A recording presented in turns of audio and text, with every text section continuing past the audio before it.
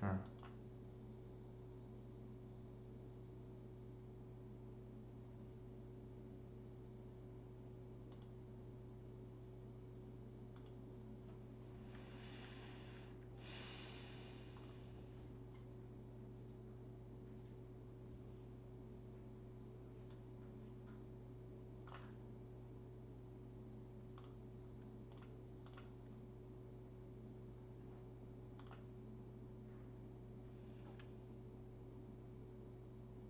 Do they have a second blast? Jesus, do they do? Yes, we can. Legacy Council.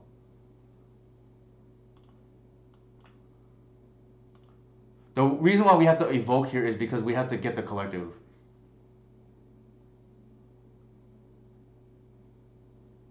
But we need the mana to do it.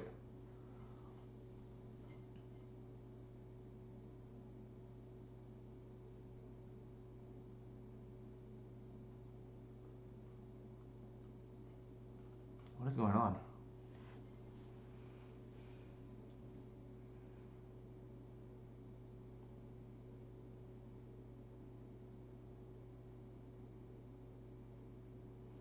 And they already used one blast. So they would have to have a second one.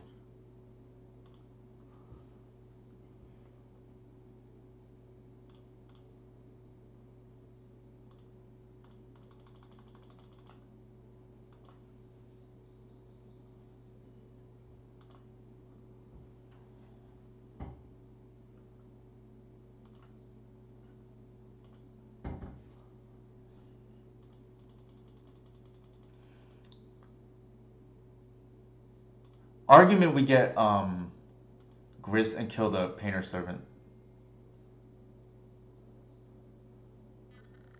Okay, I mean we we get punished there, right, for doing that.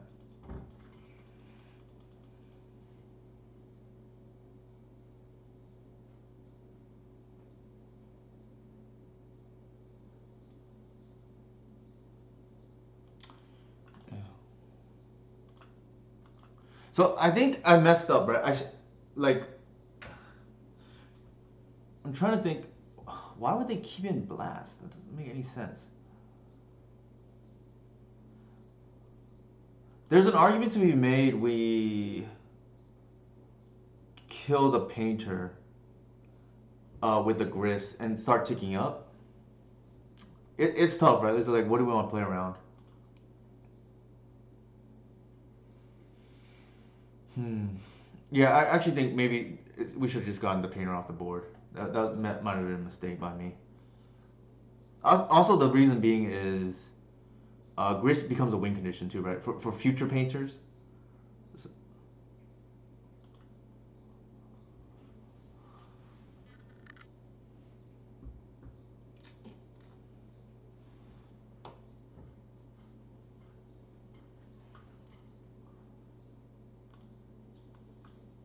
Nope. Oh man, having a lot of mana issues at the moment.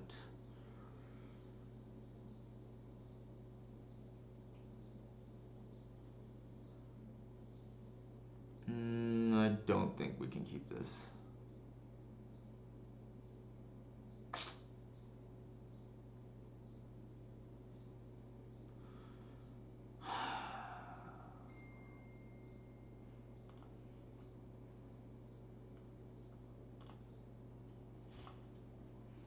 I think we just have to pray, right? We gotta go turn one Arbor and pray they don't have removal.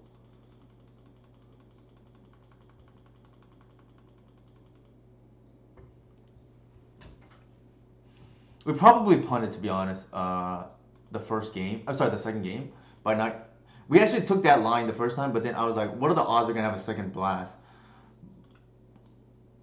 But they did, unfortunately.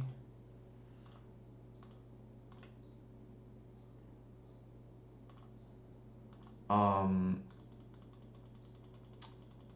and I think in general, it's probably correct to just take the painters off the board, right? Because it shuts off the other cards in their deck, especially if they're keeping in blast for some reason.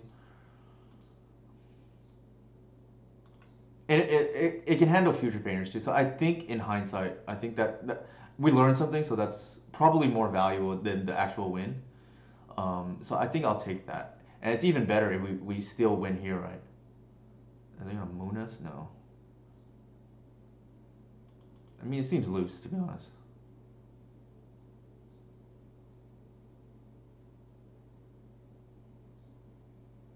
Oh my god, you gotta be kidding me.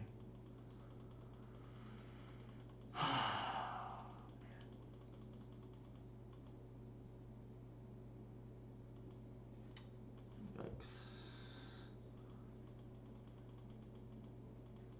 Chosen color is red. I guess they really wanted to. Oh my god. I mean, to be fair, Legacy Council, we misplayed probably game two. I think in hindsight, I think Grace is probably correct. Like we made the first assessment, but we didn't think they would have a second blast. But maybe because they just had two blasts, we just like I don't know. I think it's hard, right?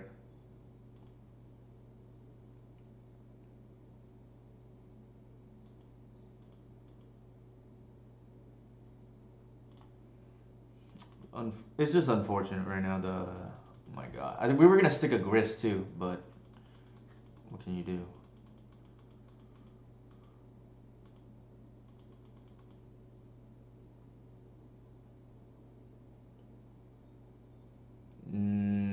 I mean, Pyrokinesis is instant speed for what it's worth. Legacy Council.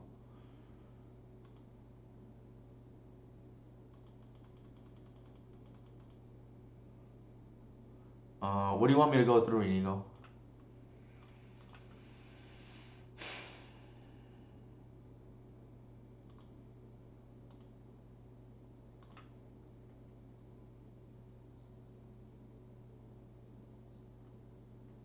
If they have another removal, so be it. Like, I'm not gonna try to play around with that. What do they pitch? Oh, they pitched the LED. I think we just evoke here. Otherwise, we lose, right?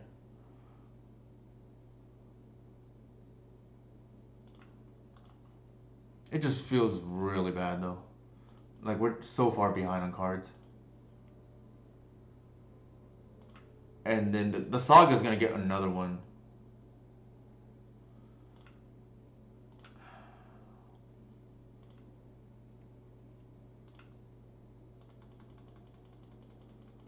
No, really, we should have won game two. I think. We even had the endurance to buy us another turn, but unfortunately, like I I took a calculated risk. Oh, they wouldn't have another blast, and they did. I think the correct play might have been just to get the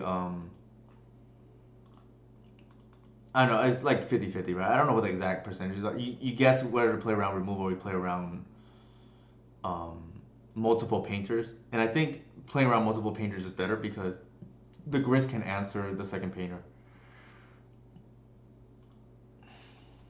Now we need the collector oof. Green sun or off the top, please. Oh, that's really close. But now we're dead.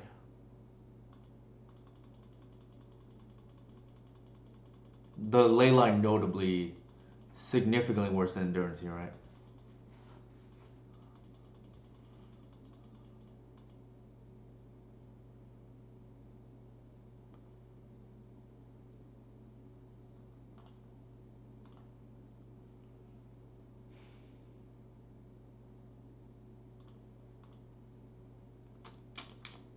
All right. I think I'm okay with this. We learned something game two. And I think learning is probably, especially in low stakes environment like this, is probably worth it. Um, Sucks to lose to two Mox Opal decks now in a row after starting pretty strong against two Mox players, right? Two players who qualify for the showcases. But say la vie, right?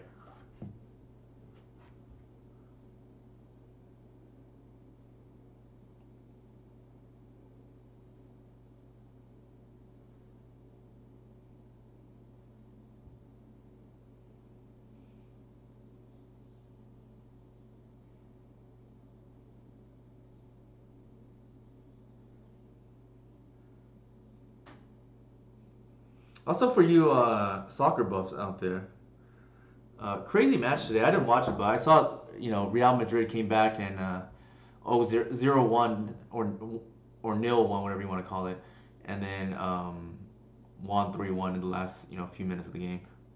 Pretty crazy.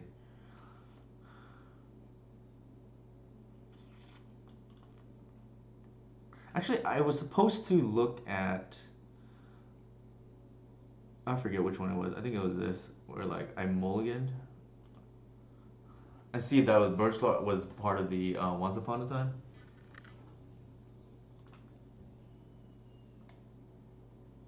Sure.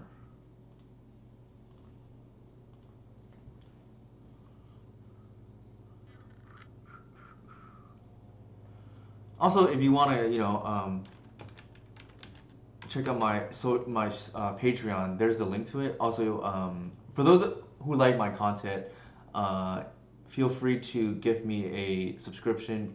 Whether that be from Amazon Prime or whatnot. Pretty good hand, I will say. I'm not Inigo only because I should have, but I'm probably not gonna even pay attention to it, to be honest.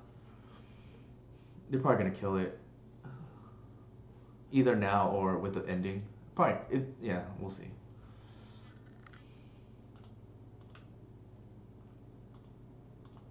I was supposed to check the TS matchup, whether we had in that first hand we had the mulligan of Birchlord, but looks like it's Affinity. Why are they playing Affinity of all things?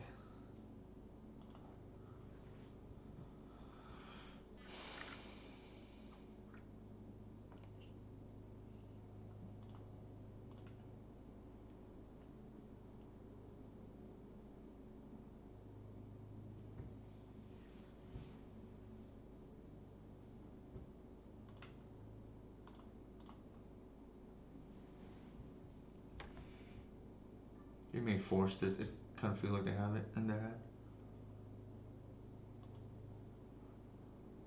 Hey Mike, how's it going?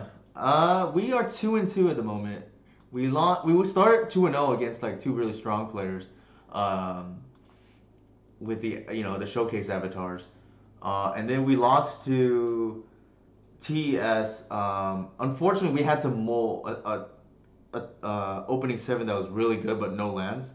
I was gonna ask you actually, would you keep a no land hand against TS on the play with Mindbreak Trap? And then we lost to Painter. We probably punted, but it was a judgment call game two. We won game one, and then we probably could have won game two, but we took a judgment call whether to play around a second blast or a second painter, and we played around the second. But we were playing. We're sorry, we did not play around the second blast, and that actually got us. No land, no once upon a time. Yeah, yeah, that was my logic too. I figured any respectable storm player would know I'm sitting on a trap where I didn't do anything turn one, right? If I had a once upon a time, I think it's obvious keep. Here, I think we just try to go nuts here, right? Like,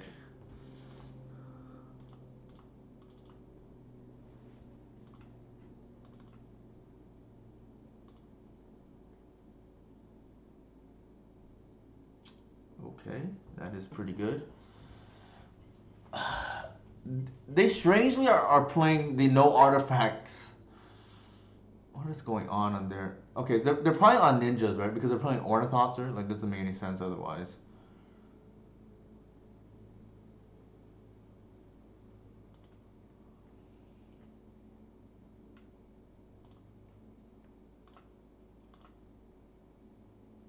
I think here the line is to reclaimer and force the block, right? On the Tef. Well, man, yeah, I think that's the correct line.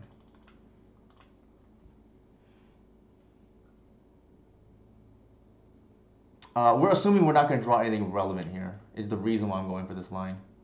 Oop. Okay, that was dumb. I did not. I already used the wirewood. Whoops. The good thing is I don't think it really matters. We weren't gonna cast natural order that turn anyways, because there's no Archon in the main anymore, right? Sure.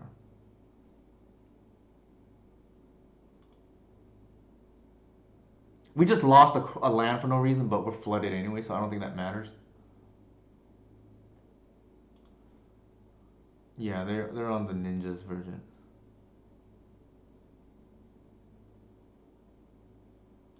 Sure, I guess.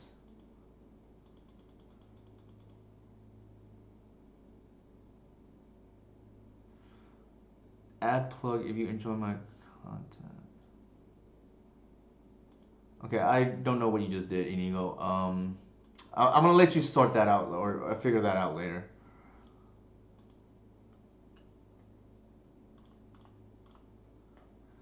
Fair enough, HC Fox.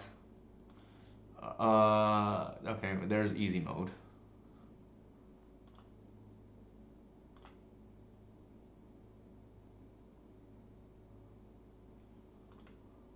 There is easy mode. Notably, we want to natural order before we play the Visionary.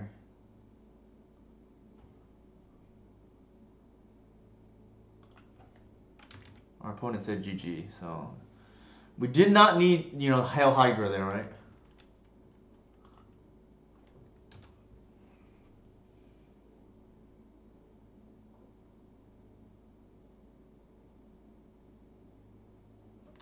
I think what Inigo wants me to do is that.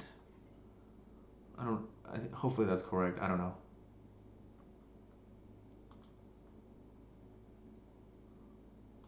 Oh, I see.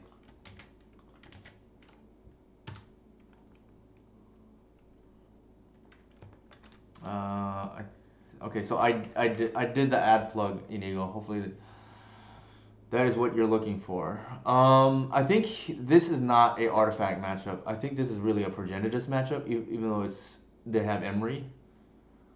I don't actually think because look at their mana base. It's probably not relevant what like the artifacts that they do have. Leyline, probably not worth it. I don't think like just for Emery. Endurances seem solid here because they're a threat as well. While answering the Emrys.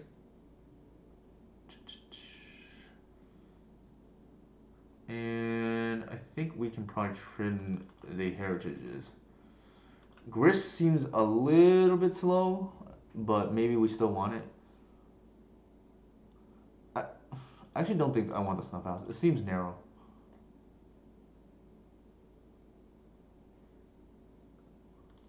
Yeah, I think I want a board like this. Like it didn't feel like they had that much pressure on us, and they're playing Retrofitter Foundry. Like they're probably in Eureka. Well, actually, they're on blue white, so I don't even know.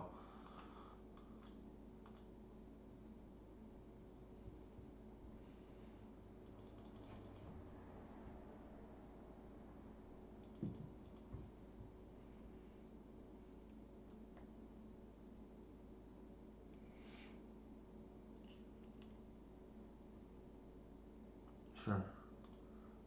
So after this match, I will want to review that first hand. Especially with Mike here, that helps. Oops. Let's do it this way. Like, part of me wants to see if we want the Once Upon a Time or the second Birch Lore. The fourth Once Upon a Time can be a little bit awkward for what it's worth, but the power level is definitely high. This is almost like Dreadhorde, right? Like it's a must answer. Like you're really gonna allow me to untap with a Cradle? Yeah, see.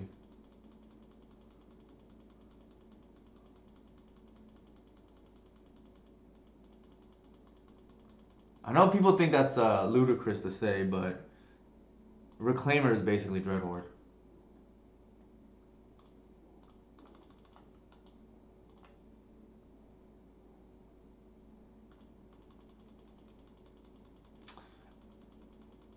Birchwood looking kind of nice here, actually.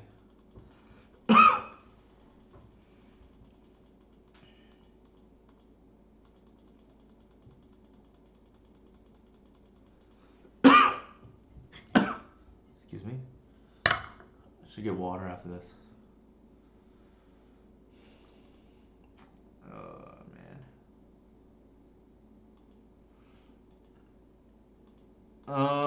Yeah, I guess you can say that. I know, like, Tony Murata was playing something similar as well. We didn't board out. Yeah, that's our side. I don't know why it keeps going small, but nevertheless. Um,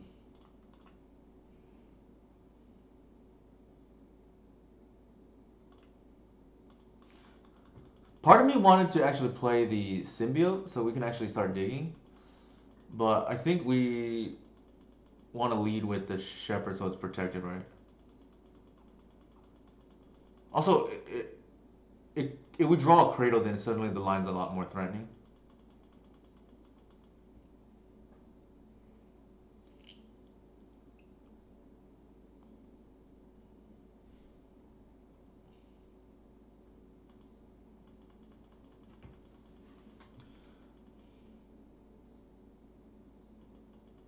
Cage. We can gauge how much hate bears they have this game too, because that may dictate. Actually, I think it's probably just right to bring the snuff out. Are they gonna? Oh, interesting. Wow, I cannot believe they did this. I am happy to block.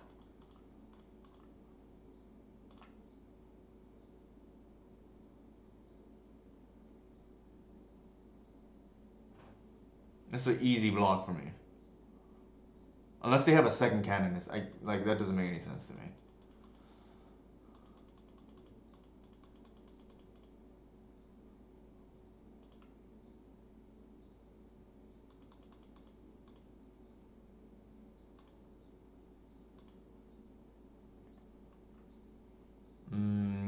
I think we have to do it this way.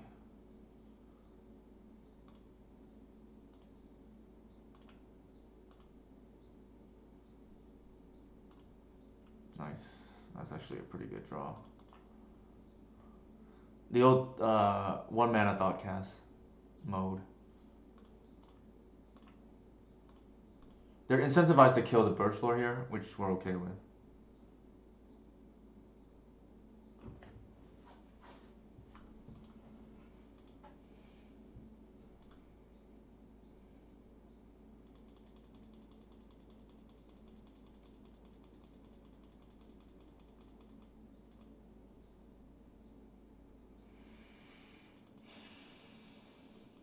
That's quite a lot of artifacts for a deck that I thought was for somehow running brainstorm too.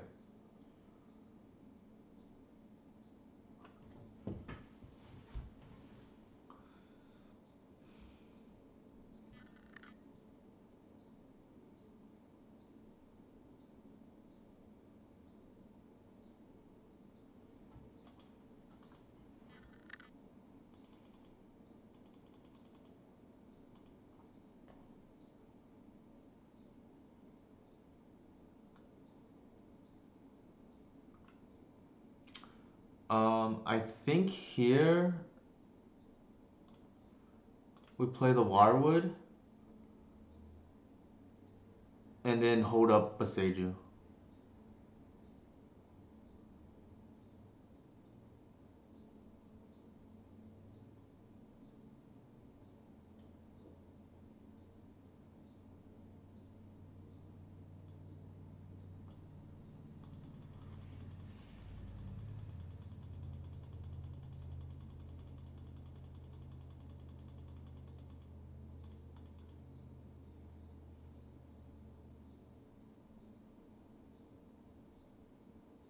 Sure.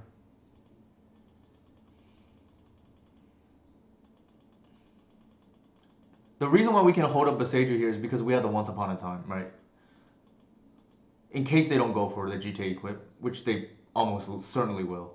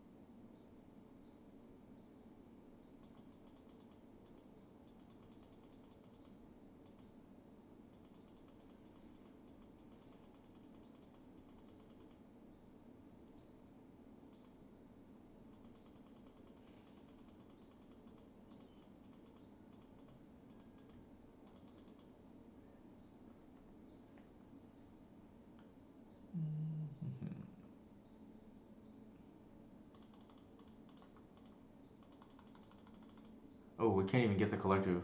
This is like hard. Oh my god, that's bad. Actually, hold on. Cancel.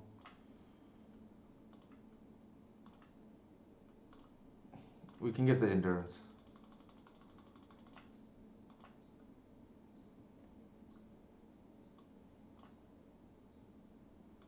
What? How do I keep this big? Oh, of course, the cage. What am I doing?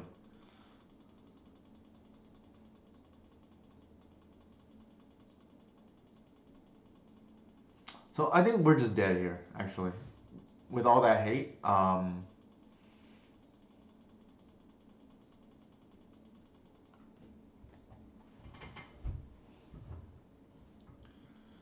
one of the cards I never remember that's on the field. Like Priest, I will think about, and then I just blanked out here. Sure.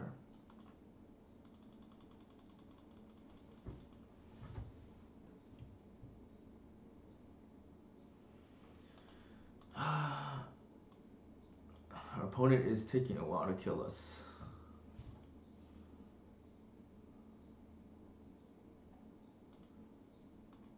Sure.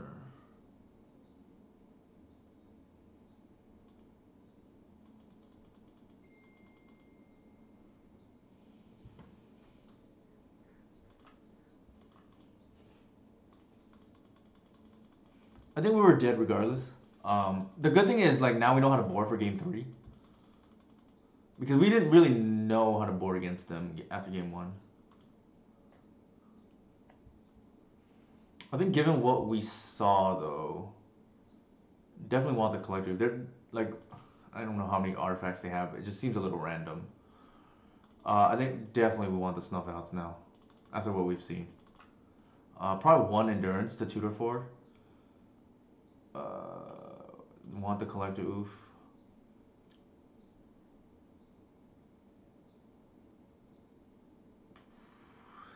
I don't think we actually need the heritage druid. This is not like a speed matchup or anything. Did they have swords? I think they did. So I want the progenitus. Rex Sage to me is not a playable legacy card. People will play it, but I don't think it's good.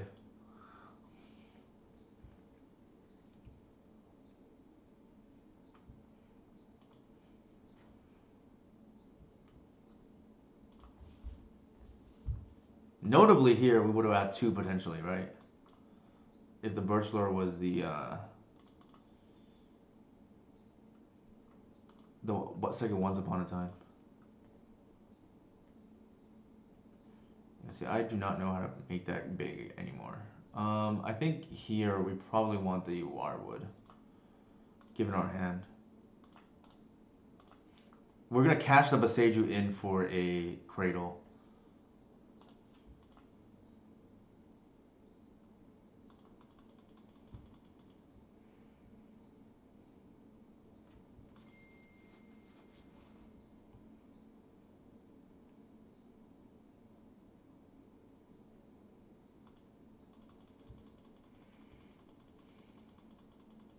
Our turn 2 play is actually going to be pretty sweet here. We're going to go 3 1-drops.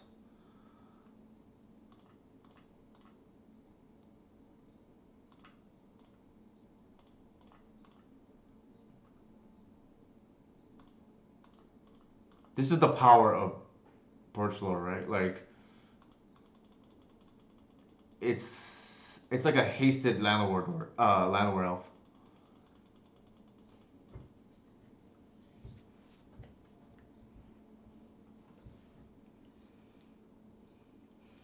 Depending on what we draw next turn, we may have to once for mana.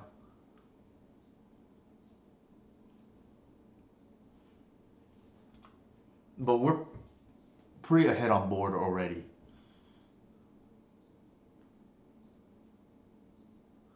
I think the ideal draw here is a land of any. Obviously, Cradle is broken, but any land here means that we can turn on the Reclaimer for Cradle while being able to cast the Visionary. Obviously, they can force the Visionary, but if they have it, they have it, right?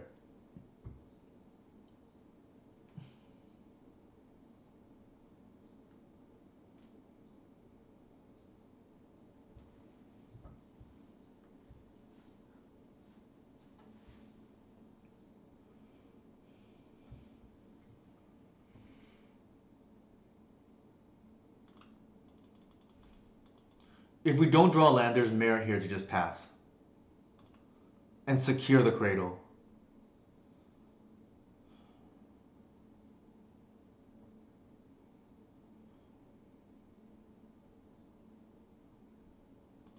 I think that's what I'm gonna do. I'm gonna take the safe play and just get the Cradle online.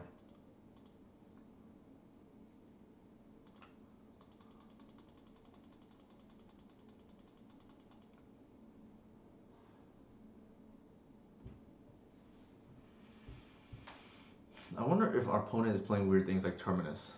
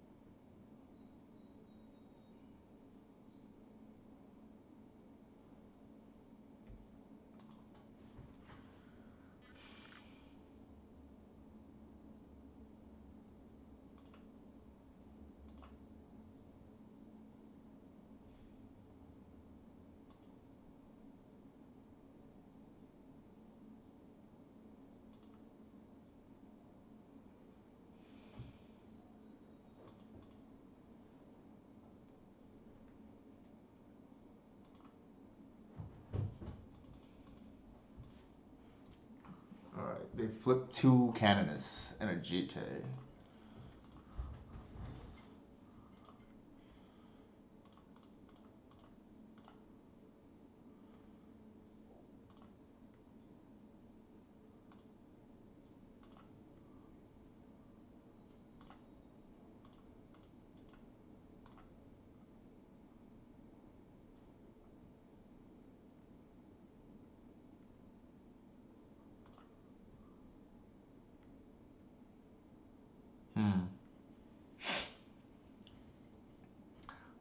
I think we can Green Sun for 1 here and see what they do.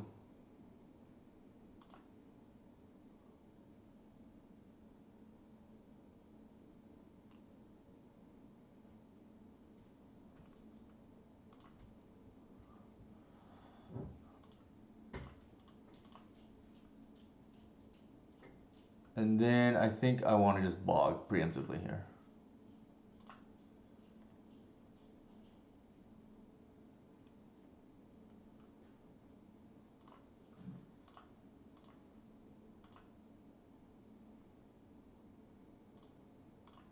And then we're gonna bash.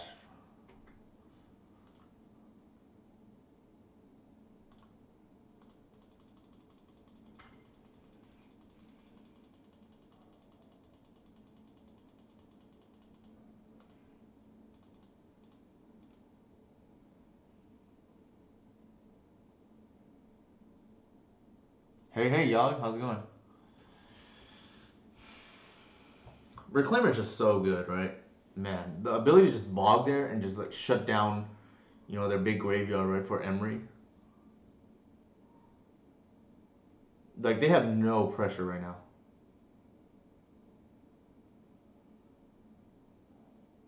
Not to mention the rest of the game. I don't think we need to even worry about Jit or I doubt there's more than one, right? Like, and two canonists are gone.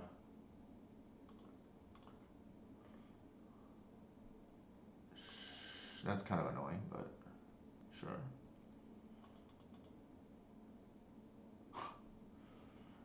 If you want to put in an ornithopter, by all means, sure. I don't think I care. I'm not gonna pitch the Once Upon a Time to stop that.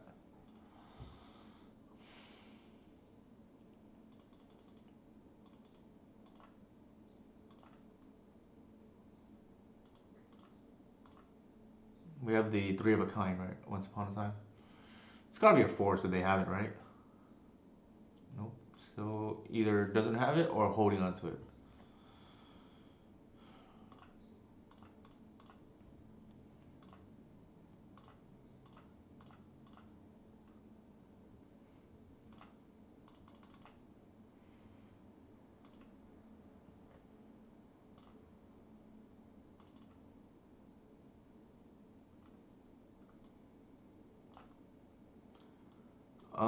I think here we take the Visionary. I actually don't care about the Shepherd activation. They have like chump blocks.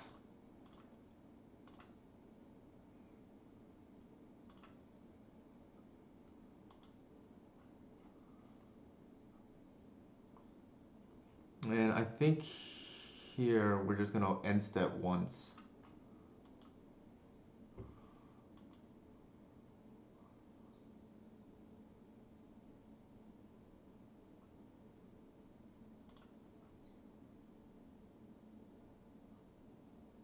Actually, probably not. Just in case. It's the 3 damage is not worth it. Hey, Money Mons, how's it going?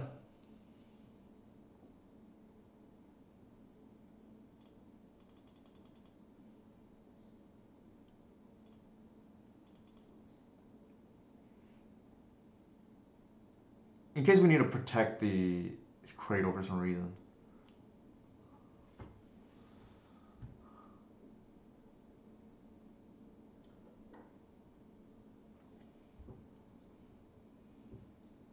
EE, alright.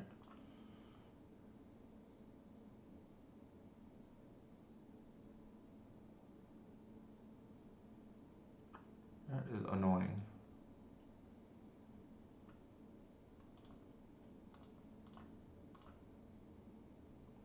I think I want the Visionaries to stay on the board for mana. Actually, so.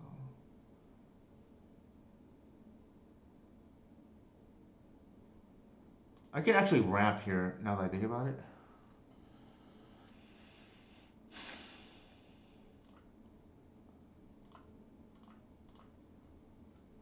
Yeah, I think I'll do that.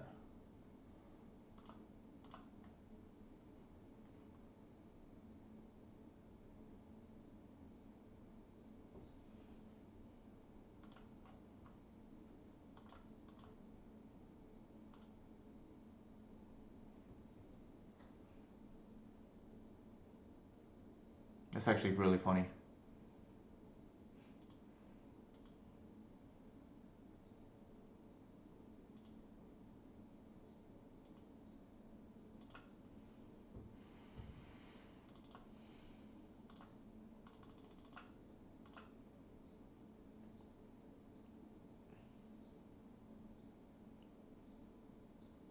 The writing's on the wall. Like, I didn't bounce. I'm green sunning for protection, right? I think they know it's over. It's gonna give us 5 mana, 6 mana.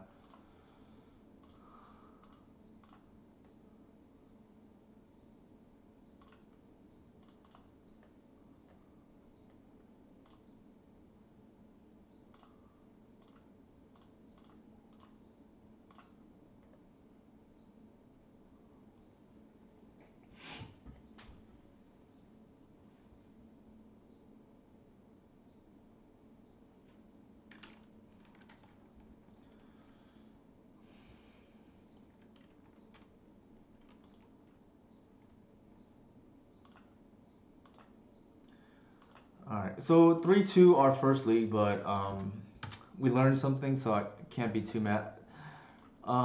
This is the matchup I think I was thinking about earlier. I wonder if that would have been another land, so that would definitely skew things in my direction towards Once Upon a Time or not. So there is a Birch Lord, unfortunately here. Um, to be fair, Birch Lord was quite good. Unfortunate, right? To be fair, Birchwood was quite good in that other game right there, but this is like a mole because as a result of not having the fourth Once Upon a Time. Um, Definitely debatable.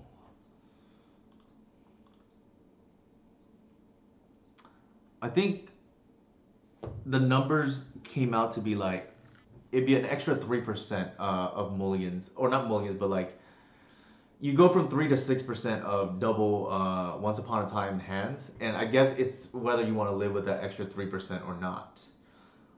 But notably here, costing us, right? For all we know, that could be the second one, Birch Floor 2, to be fair. I think we'll run it back.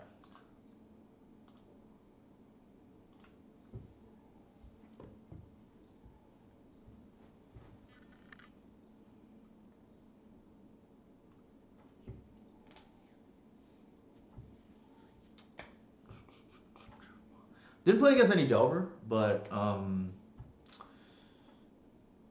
we'll see how. Yeah, I think not having the extra land there hurt, but I think overall reducing the the awkward number of awkward hands for the deck is pretty important. So maybe it's just unlucky there, and like I said, for all we know, that could be the other Birch Lore, right? Anyways, and we would have mulled.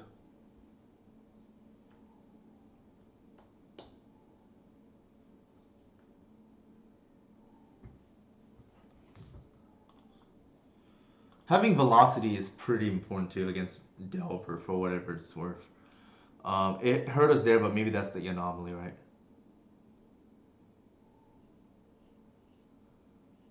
Yes, I did. Hey, look who it is.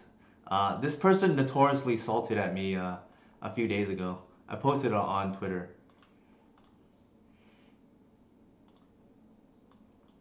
I will find that right now, actually, and post it in the chat. They, yeah, notoriously salted at me the other day, and here is the proof of that.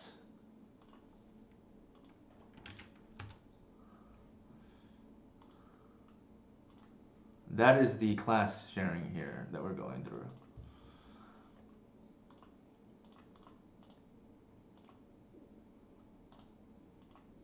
They were on 8 cast last time and just said we drew perfectly, even though all those cards were already in our hand.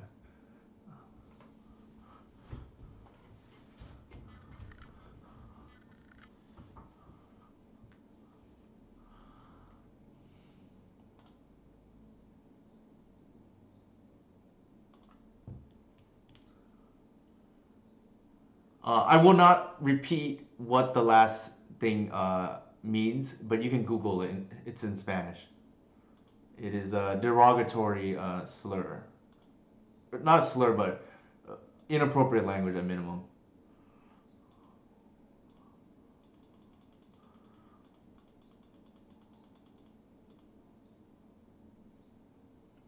Mm-hmm.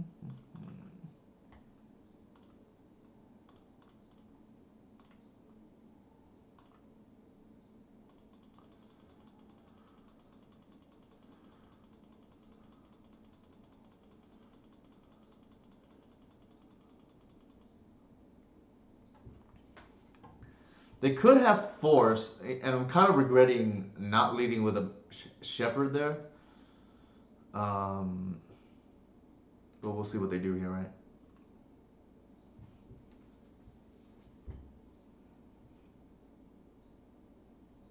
Normally, I wouldn't remember your my opposing usernames, but it just so happened they had to salt at me.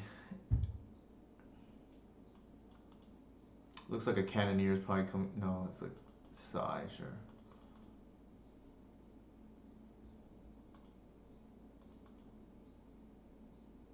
I think they're gonna cast a chalice right here. Is my guess from the hand, based on the fact that they got back the lotus petal.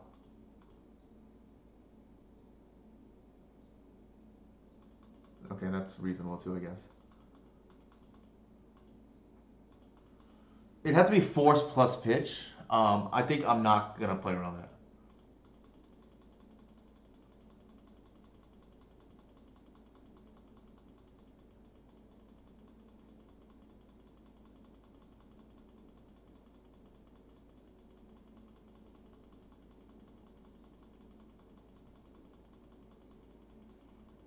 Now it's gonna be 4 cards potentially. Depends what we draw here. It might be safer just to play the shepherd. I think we don't because we only have 2 creatures. So they had it. Yeah, here like we got pretty punished for not playing, for not having the turn 1 shepherd and assuming what they were on. I think here we once and hopefully get a cradle. And you shall receive.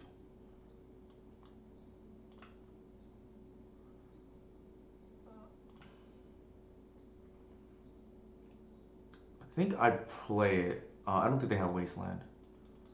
We obviously get screwed over if they do, but I don't think they already know about it anyways. So it's not like you're hiding information. And the Beseju could be relevant.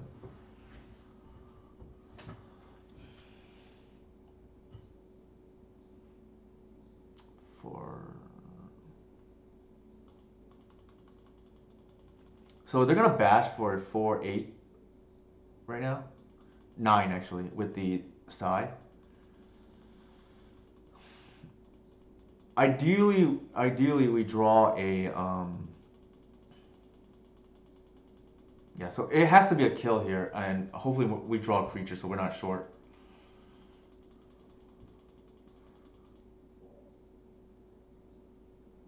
Looks like it's gonna be a cannoneer.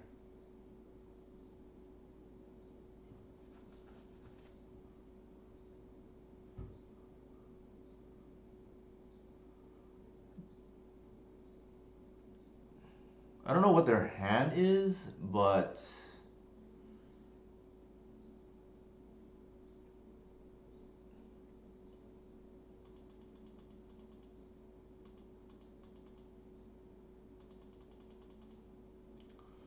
all right. So they can only bash for 4 here, which is nice. 5 actually with the Psy.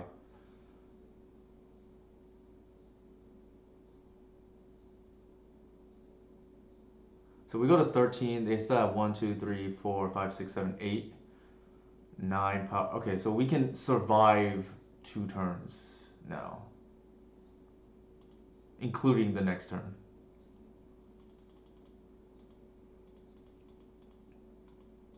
I think we're gonna hold the Besager in emergency. We need to kill the Cannoneer.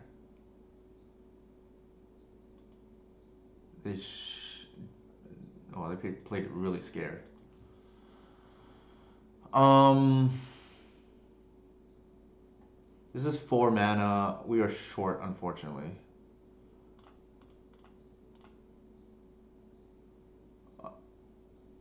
Another Cradle here would be. Oh yeah, there we go. Ask and you shall receive.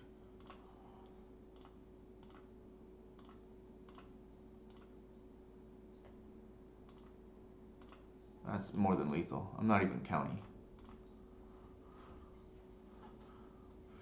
And this card is broken.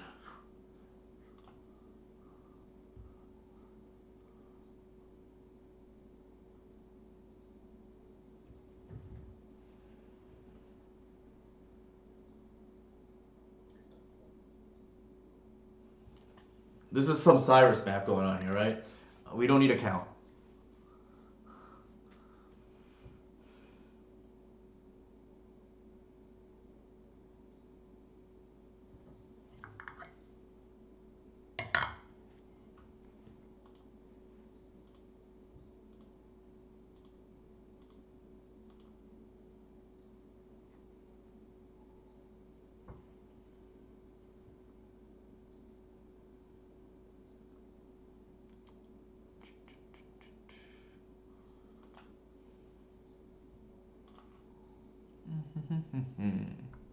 All right. I think we want the Archon in this matchup, and we can board out. I think the Bog actually. Well, actually, the Bog was quite good there. Well, I'm thinking of the previous game. I don't think Bog mattered. This matchup's all about speed. I don't think we had time to do that. So I actually think we want the Snuff Outs just for removal, and then call it a day.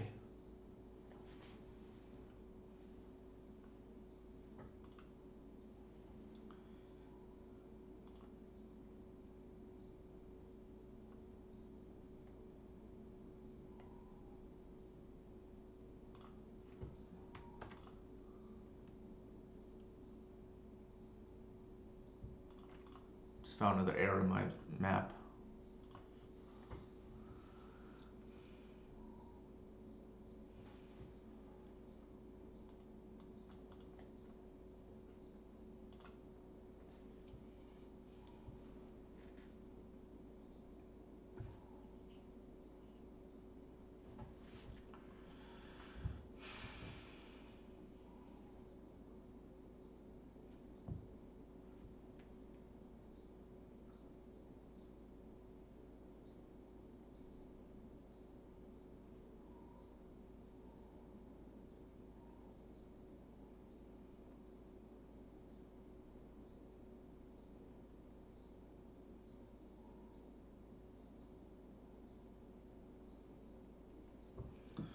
I think this is a pretty reasonable hand.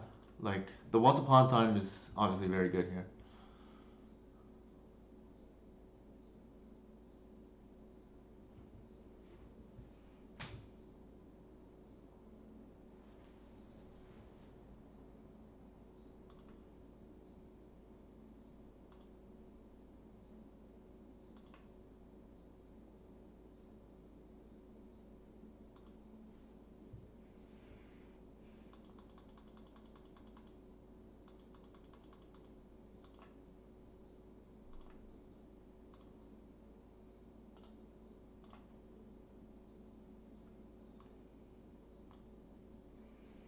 We have enough creatures already, and I think we can want to save the Visager just in case. So I think actually I'm gonna take the land.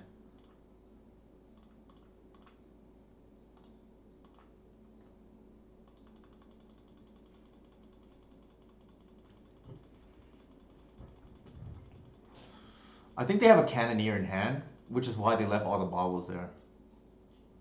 Like that's the only explanation, right? Or that, I guess.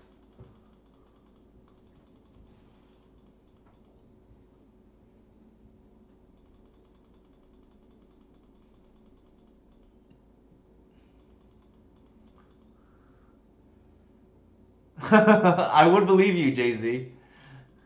I would believe you. I didn't check I turned off the TV for a second, the volume, but I should turn it back on and see what the score is. I would imagine Miami's up. Or the game's over. Okay, Miami won, of course.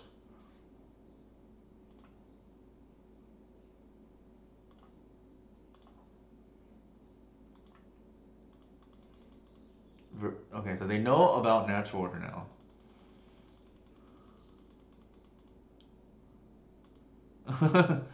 That's fair. Yeah, I don't. He. The other day he said he doesn't care if we like it or not. DeAndre Jordan is gonna be the starter. I think here we just play out all our dorks, and then we'll pass.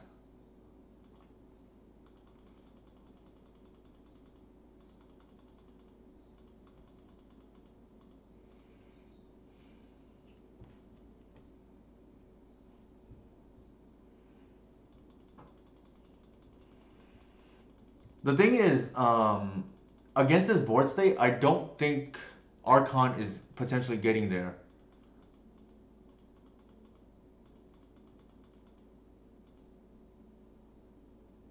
Well, maybe it would have. I don't know.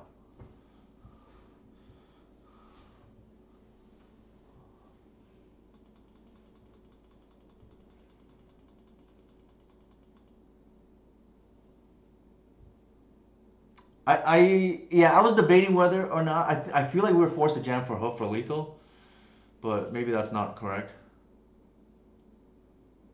Like we could have gotten Archon. We could have cast Archon there if we wanted to, and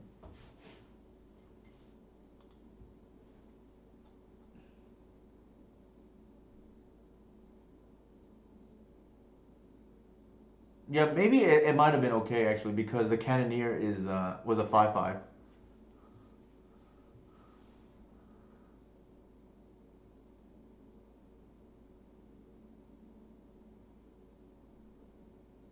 Okay, a second Cannoneer is coming down. Sure.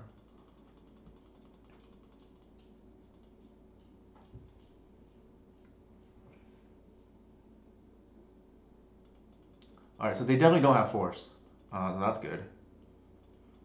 We can take 10 or whatever it is right here and deal a million on the swing back.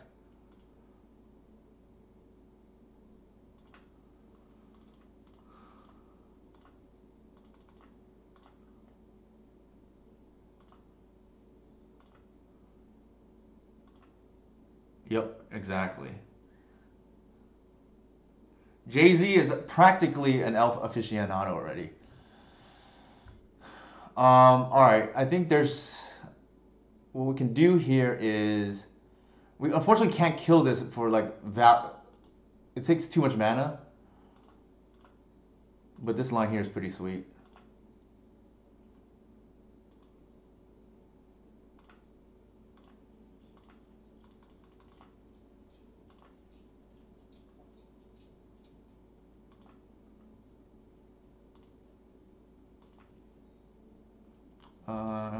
Not even count, I think.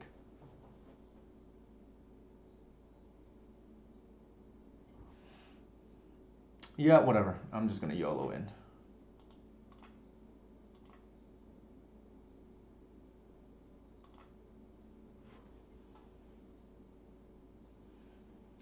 Map is for blockers. That's correct. We don't even need a count. What I could have done was actually, if I wanted to maximize, I could have used the Arbor here and just like kill their Cannoneer because I'm trading 7 damage for their 10, right? But whatever.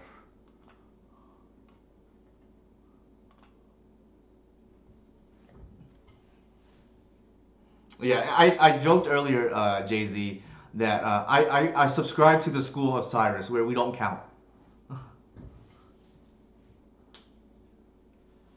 Um, so Boseiju, I had exactly 5 mana floating, and Boseiju would have been 2 plus the 4, right, for the ward, and then I would have tapped my Arbor. So the Arbor right there would represent a 7 damage, but the Cannoneer would have soaked in 11. So I do an extra 4 damage if I did it that way.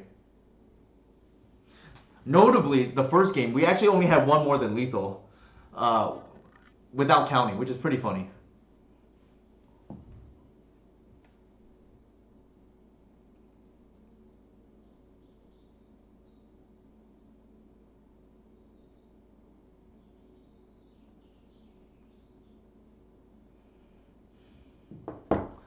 All right, round number two. Wiltron 92 is 3-0. No, we have the Boseiju in hand, Jay Z. So we could have spent 6 mana, the 5 floating plus the 1 Arbor to kill it. Grish wouldn't work because of the ward, but then we had 6 mana to. Yeah, it is, which is pretty crazy, right?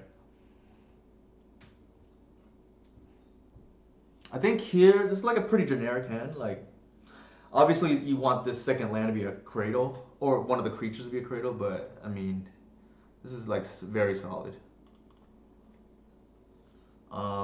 Without 3 elves, we just want to ramp. Also, notably, we have a better. It guarantees us a good turn too. So we can just like vomit our hand into a set of a turn 3 natural order potentially. Looks like they're on depths. Yeesh. Yeesh. But we ain't playing scared though. Like I think if we try to play around other things and lead with like a druid, you get punished, right? Because you don't draw an elf and suddenly your turn 2 is so much worse. And this deck top decks very well. So they are on looks like depths. Probably the mono black version that Deltar ran to ooh, they did not take the natural order? And the disrespect.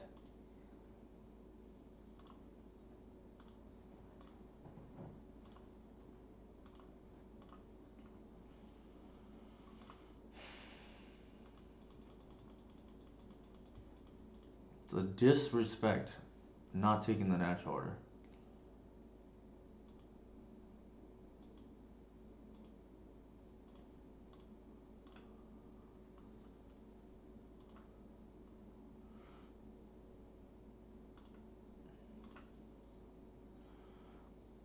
Very awkward here. I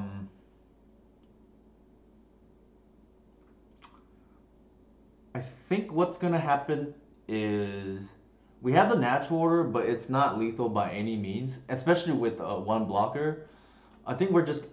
Ooh, I just realized we don't have Archon in the deck, so we are just like stone cold dead. We are just stone cold dead here. Actually, no, we have the endurance. Okay, so we have to do that. Actually, I'm gonna deck thin because it matters.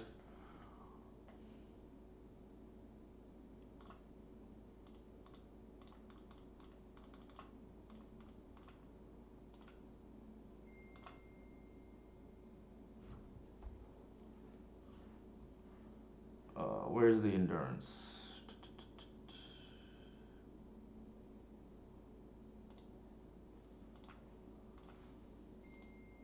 And then block for a turn.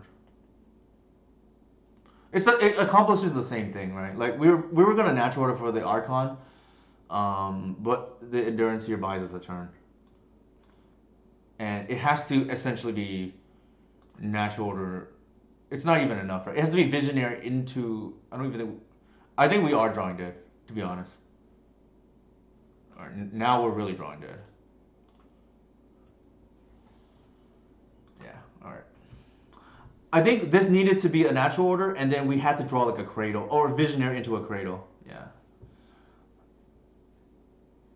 For some reason, our opponent decided to show us their hand again. I wonder why. That's cool, I guess. Um,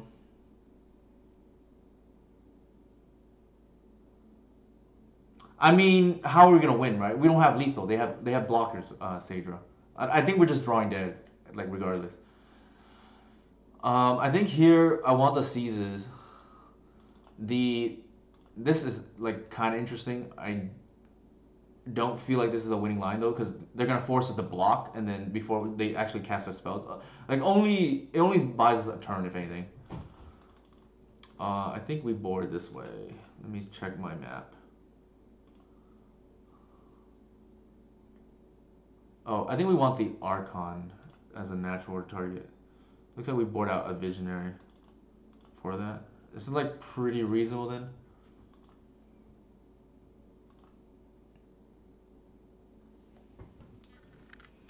I think these reach creatures are just playing not to lose because if they are any good, they will just attack first, right? And before the pretty reasonable. Pretty reasonable. I think here we have two cradles, so we definitely want. I would like be tempted to. I don't know. I would be. I think I still actually should do that to get the Bayou in case it matters. I suspect. Yeah, I should get it just in case it matters.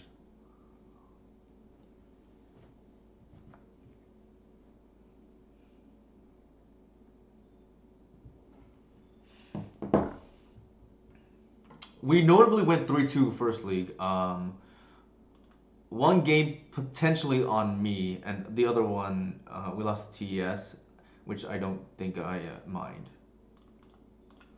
It's gonna be hard for us to beat those kind of decks, and I hate playing Mindbreak Trap. So um, maybe that means we have to play a second one, but for leagues, sure. So they're probably gonna take the Visionary, I would imagine. Um, I doubt they take the Glimpse.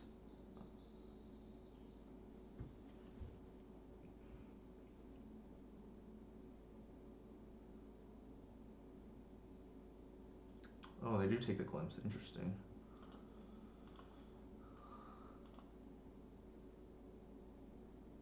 Hmm. I think we just ramp for creatures, to be honest.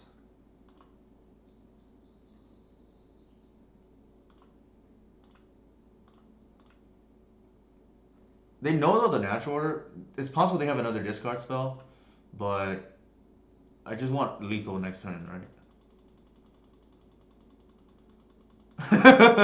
I love it, Jay Z. Agreed. They need to be banned for this. How dare they?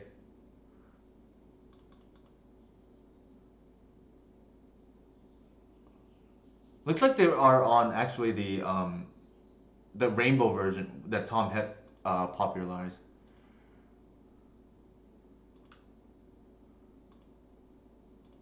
Wiltron. Ooh, okay.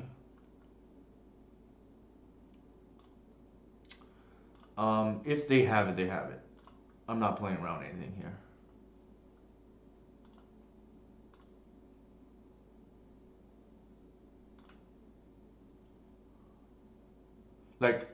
They could have it, but like I'm not. I cannot play around it here.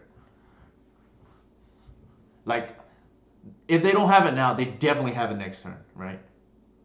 Because so the way we lose here is without besides Flusterstorm or like Stifle, is if they crop rotate for what is it called, stage, and then sorry, not stage, depth, and then play a Spirit Guide from their hand, something like that. But I think we have to go for it there. There's no playing scared.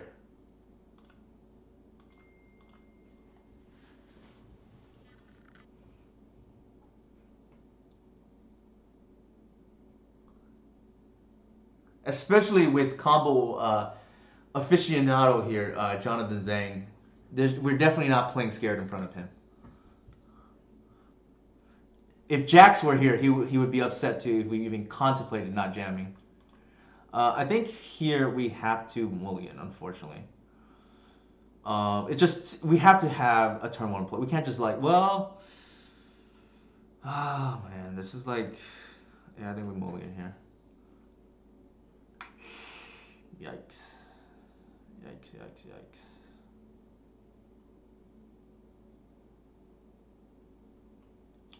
Believe it or not, I'm like tempted to keep this hand because it has the hoof, and the rest of the hand actually scales kind of well.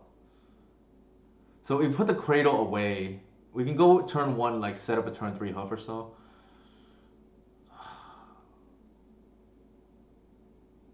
Yeah, all right, let's see.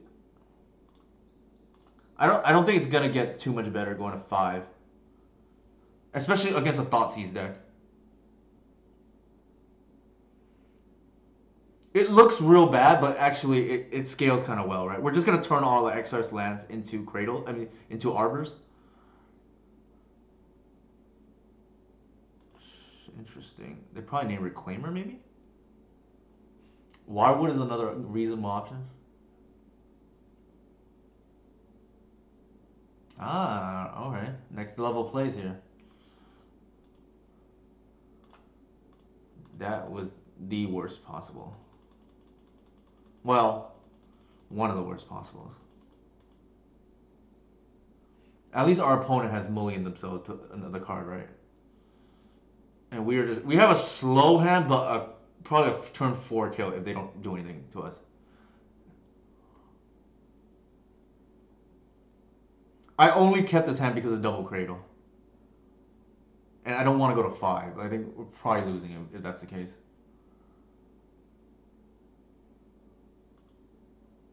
Interesting. We need a creature. Oh my god, why? Okay.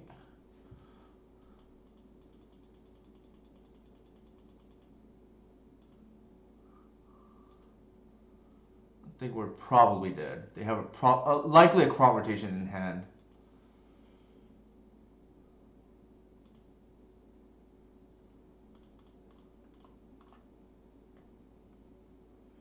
It's not the end of the world. Maybe we get them if they don't respond to the natural order. Oh my god, why?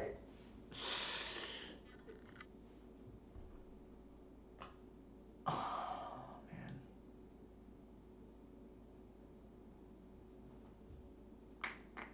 Alright, that completely screws up our plan.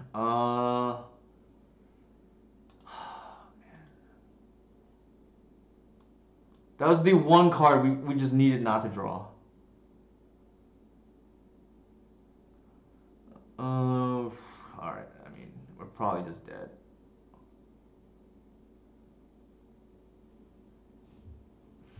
So, what we could do here is natural order for a visionary. That just seems so bad, though.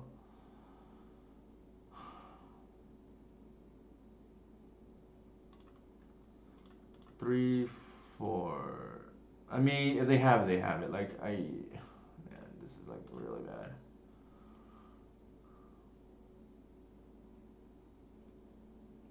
It would have worked too. God, if they have the crop rotation in hand. Maybe they don't. I don't know.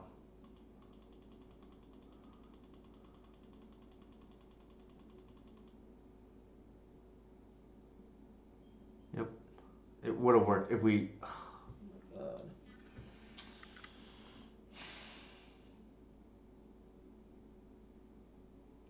Our opponent not playing around that is just insanely tilting. Never punished.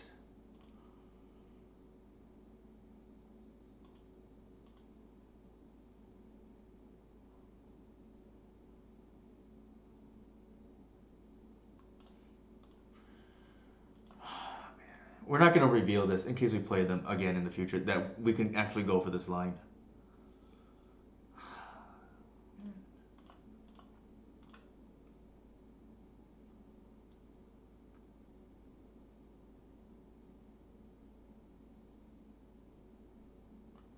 Also, this game, like, notably, the Caracas being in our deck would have been relevant, for what it's worth. Like, we actually had the time to do it right. Like, the Reclaimer wasn't... Man, it feels real bad. The Reclaimer was not dealt with, so to speak.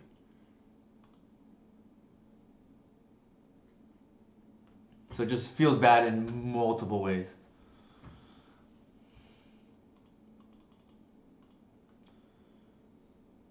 I think given that we have the crate already, we want the fetches to represent arbors.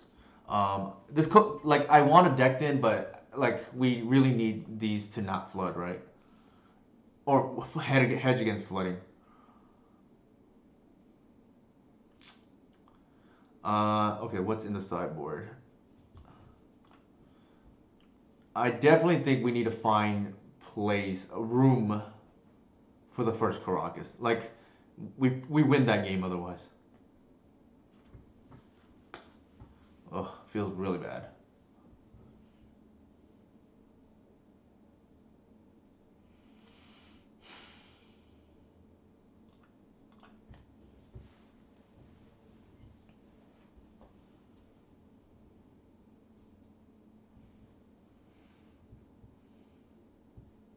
Possibly we play just the Caracas main too, which would be funny.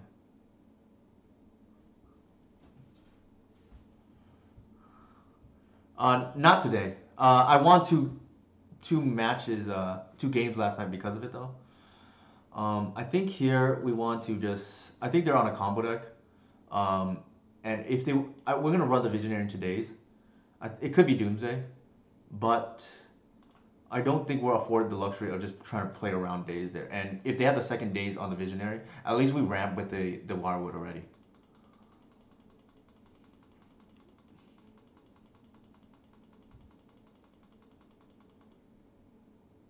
Yeah, they are on a combo deck. Looks like Ant. Yeah. The good thing is I do feel comfortable against Ant. Um, sure. Looks like it's TNT really. They're gonna peer into the abyss here. Yeah.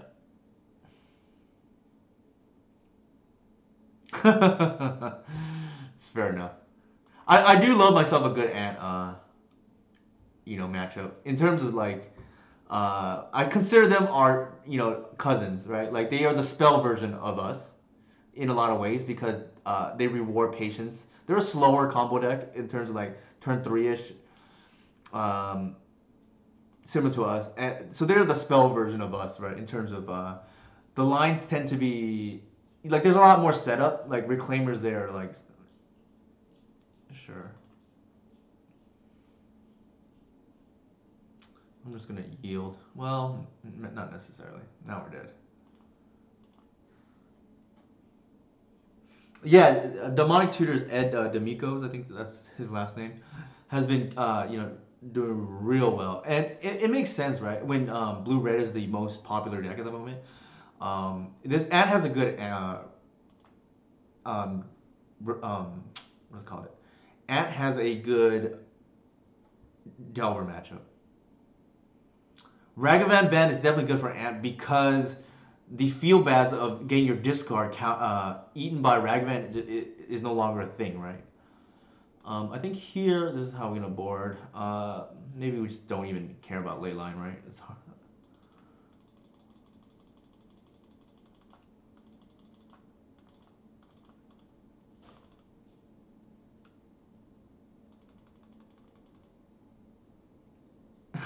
There's carpets, yeah.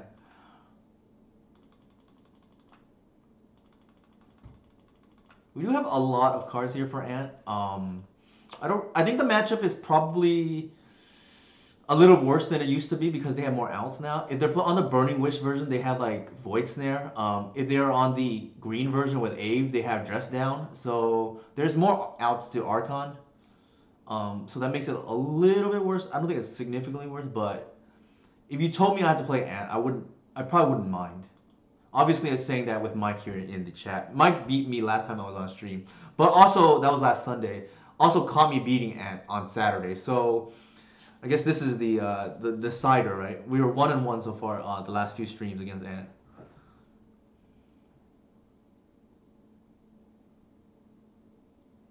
Seems like Ant being good would be a sign endurance isn't seeing much play. I think they can beat it pretty easily, for what it's worth. Hey, Romario. The one of Mindbreak Trap, pretty nice. That they will never play around because they can't, right?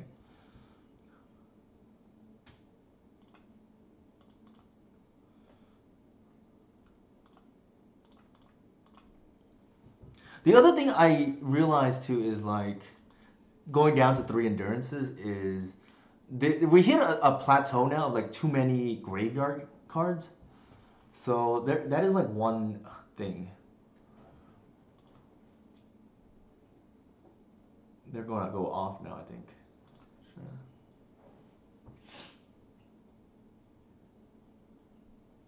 Hmm. Shoot.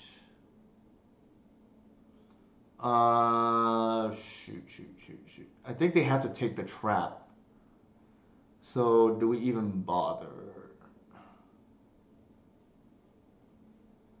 Mike, do you trap this here? We add to the storm count. Actually, I think we do. So they don't know about the endurance.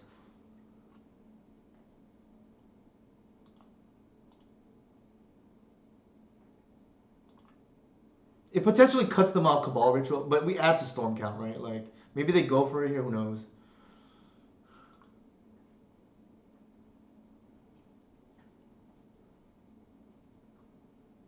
We just hope that, yeah, but the thing is like maybe they go for Pass and Flames otherwise. I don't know if they would or not, but like it's something to consider at least.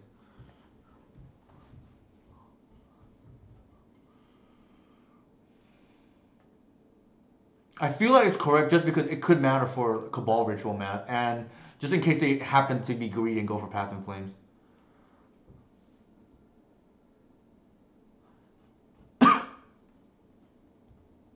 That's a kind of insane hand though. Like comboing turn one through trap. Obviously, we would have wished to have. Yeah, sure.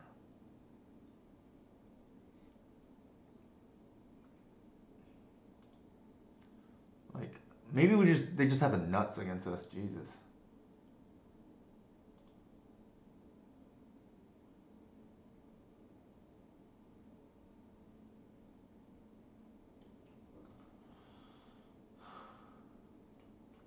Yeah, it looks like they did.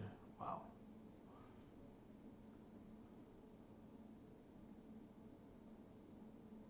I don't think we can't mold that hand. Like obviously we have a lot of discard, but okay. GG's. Um, maybe this deck is a concern now. That was kind of nuts. Not gonna lie.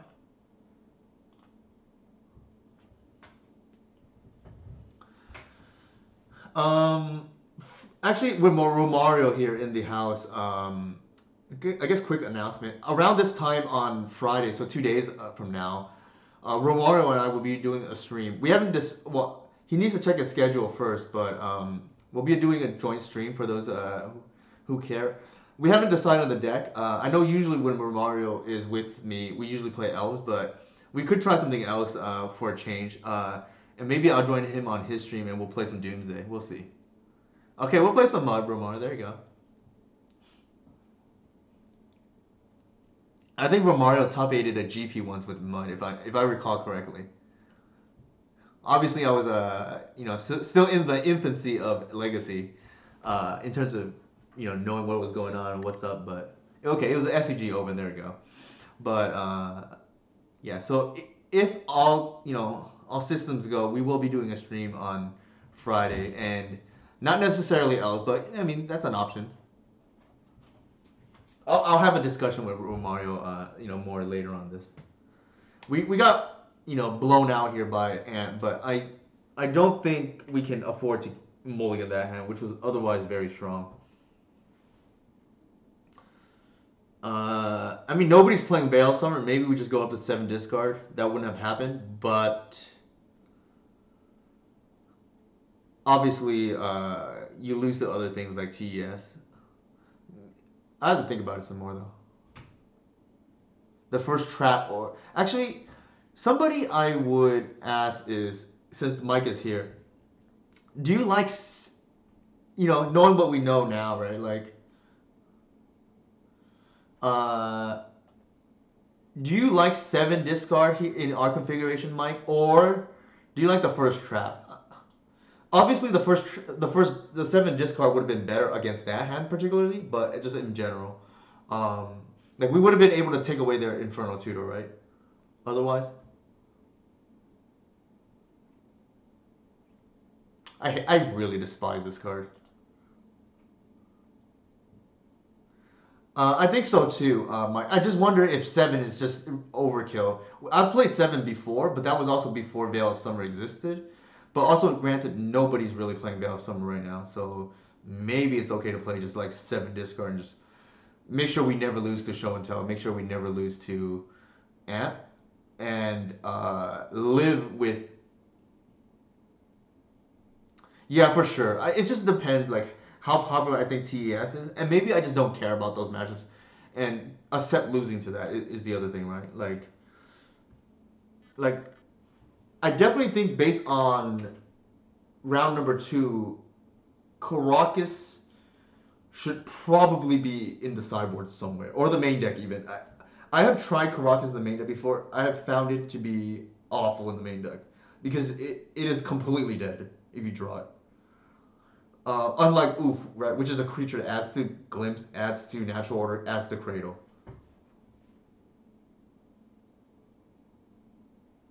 Another thing we can do, I think, that is reasonable is, um, if we really, really want the extra slot, there's two things. Right? We can obviously add the Archon back, but I mean, I don't know if that's like just diminishing returns and whatnot. We can obviously play the second Endurance main too, right? Just like have some random outs to things. Obviously, it feels bad that we lost there, but I'm not. Like, that hand is really good from our opponent. We are in the 0-1 bracket, unfortunately.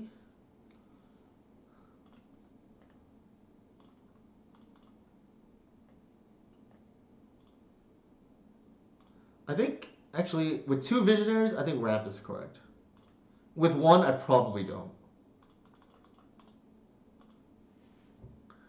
Like I said, this deck top decks real well. And I have to think about how much I would care about that extra sideboard slot, right?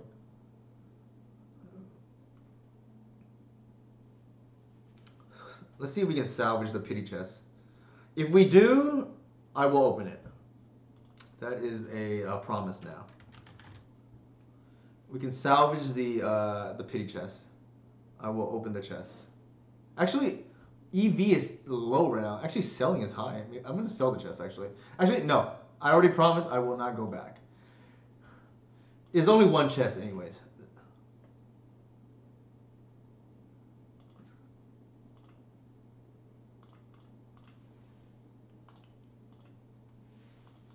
I did not realize how high treasure chests were at the moment. I should sell mine. They are 2.54. Pox? Are you kidding me?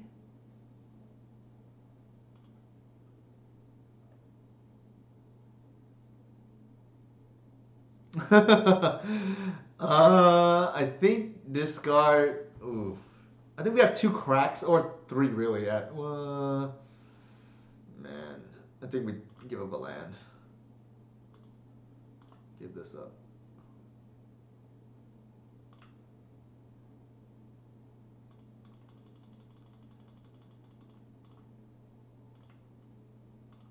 The worst possible, of course. Well, of course we are playing against Pox because we're in the 0-1 bracket. It is so important for elves to win your first round.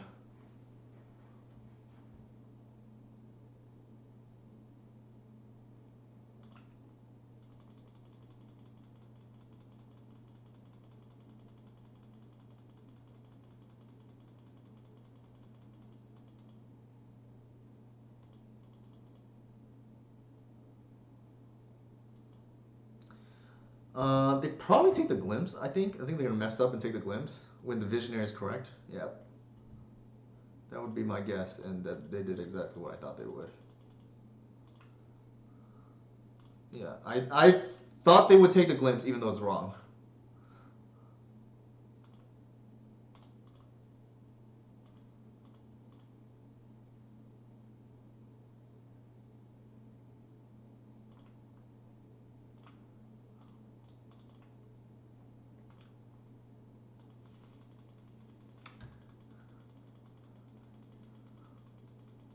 I'm an expert in the Pox versus Elves matchup, so I know that this is wrong to take this.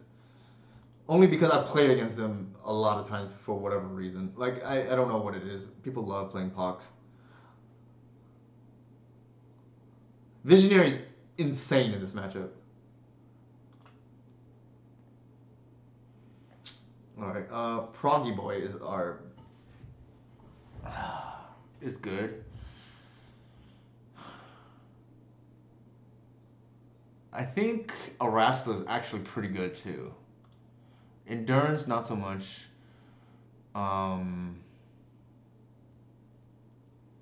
Probably not the Bog. It's an extra land, but I think otherwise it's kind of mediocre.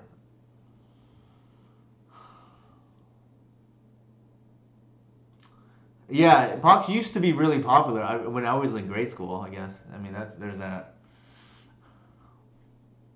The more I think about it, like, do I care enough to respect graveyard decks?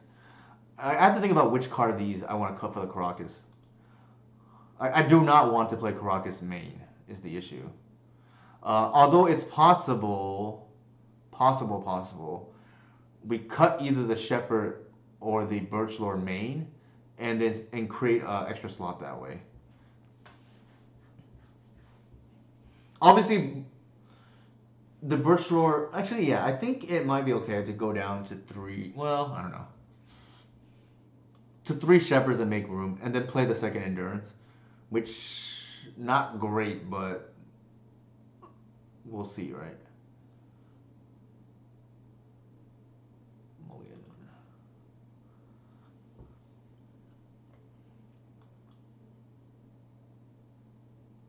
Yeah, I don't know what it is against Pox and me. Maybe it's the time I play.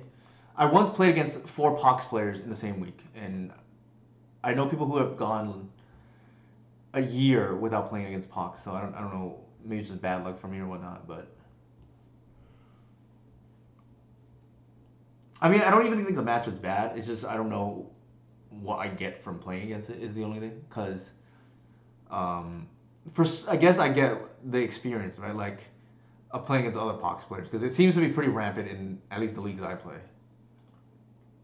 I mean, there you go. Jason's played against a Pox player as well. I mean, I don't really get it, but I know it is very popular.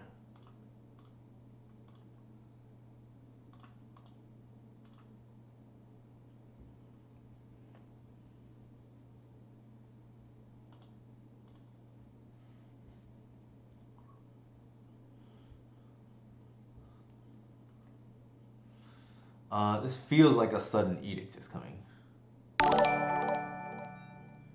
And if it is, we can't glimpse yet. Could be a Pox here too. I mean, that would, him. All right. Thank you for the follow, Corey, or Corey. I guess that's. Yeah, I think maybe because it's a Friday, Jason. Sorry, it's not even Friday. What am I saying? This is a Wednesday. Yeah, I have no idea then. I feel like if you don't want either player to do anything, just play Blood Moon. That's probably accurate. Yikes. I think we just like vomit our hand. Like, there's a chance we're not gonna be able to play Magic otherwise.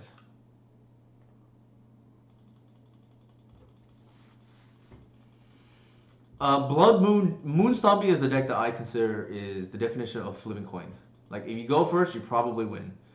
If you go second, you probably lose. I mean, I'm overgeneralizing, of course, but I feel like that's how that deck works.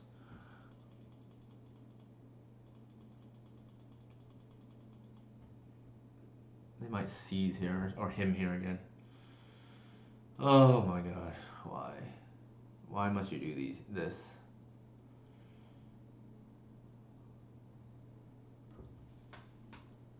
Now I really regret. What is it called? I really regret not keeping the land, right? They hidden away two of my lands. I mean, obviously that's what hidden does sometimes. Alright.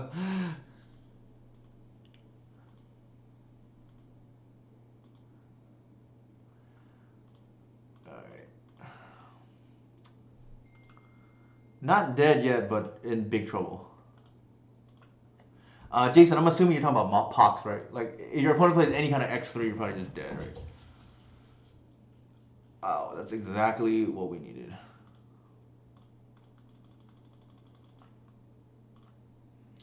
I think we visionary. We have to just try to pray and dig into lands. That's reasonable. Oh, Moonstomp, sure, that's fair.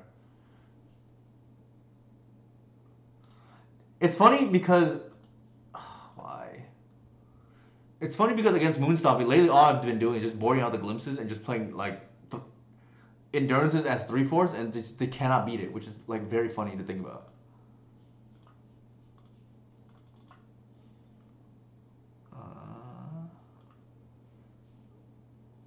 Reclaimer here is the nuts, I think.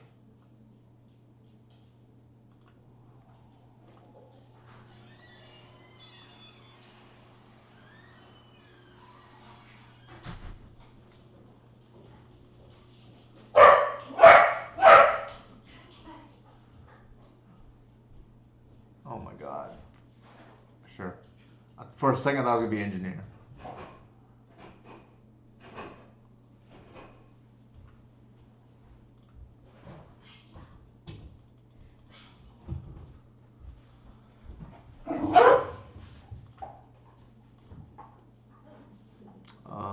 I think we go to Liliana.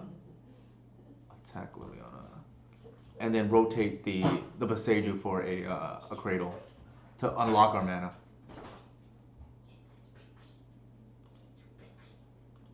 This was actually in Birch were coming up key here, right? The doggy is happy to see his mom. Sure. Sure.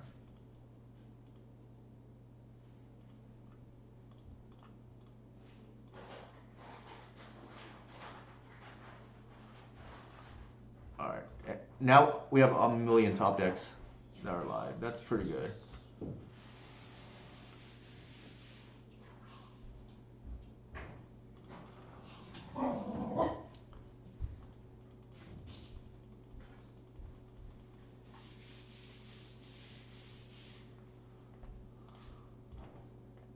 Actually turn, yeah.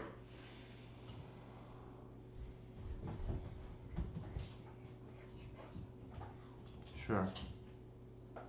They might get an ensnaring bridge, is my guess. Sure.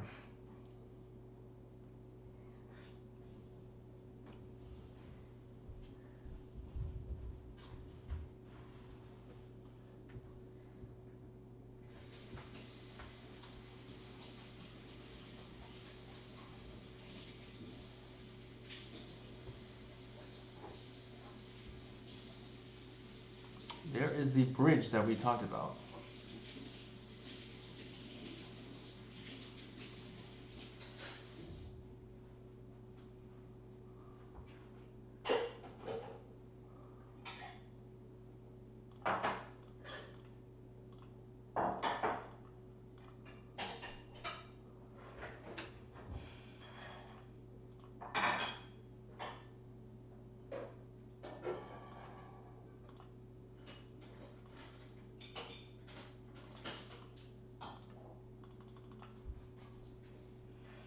Natural order off the top. That's pretty good.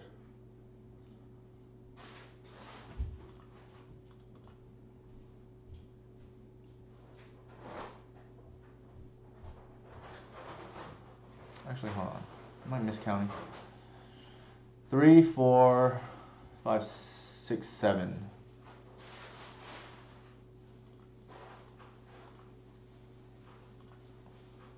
Actually, oh, I screwed up. Oh, what am I doing? I should have got Gris. Oh, I realized it right as I clicked it too.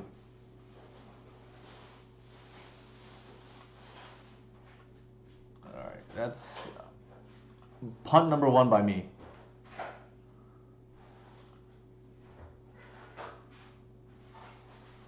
I think this is going face in case they have removal, and everybody else to Karn.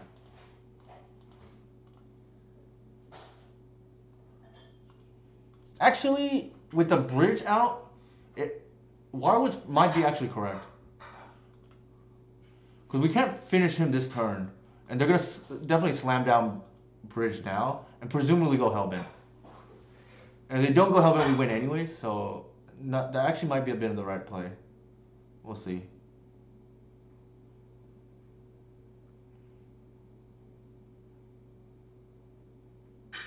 Alright, they're gonna him themselves. I actually think this is correct now what we did.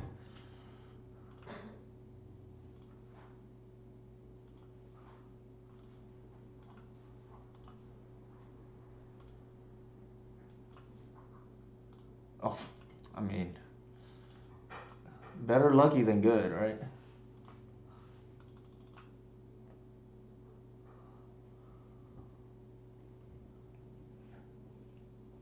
That's an easy mode right there. Also, one reason why I'm playing exactly 2 copies, in case the first one is burned, you have the second one for a reasonable chance against. It's also good against the lands merit late decks. Three I have found to be good, but it does hurt. It does hurt a little bit access to discard and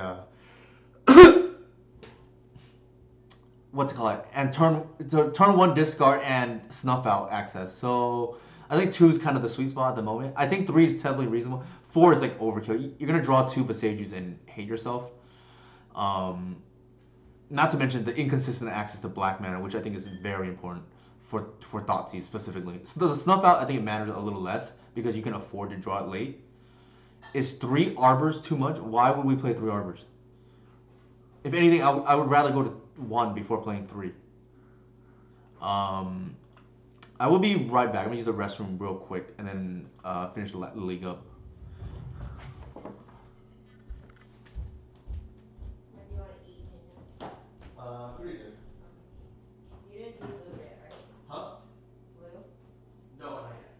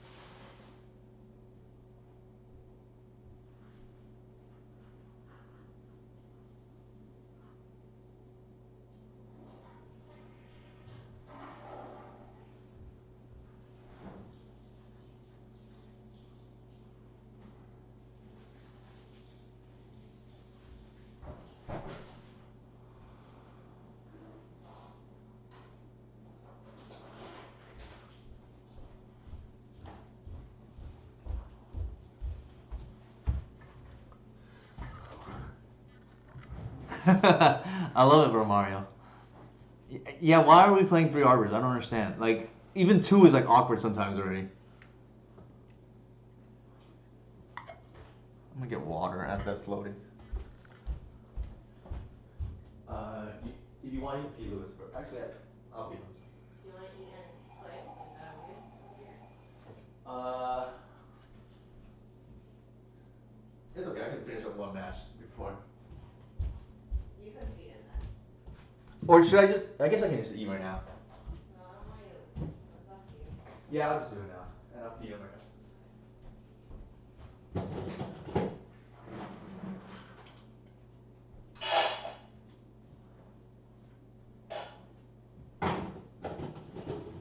Sit.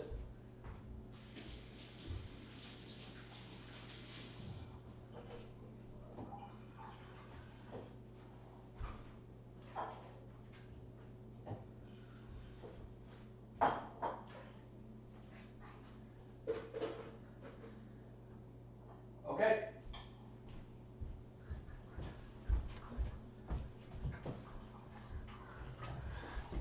All right, just in time.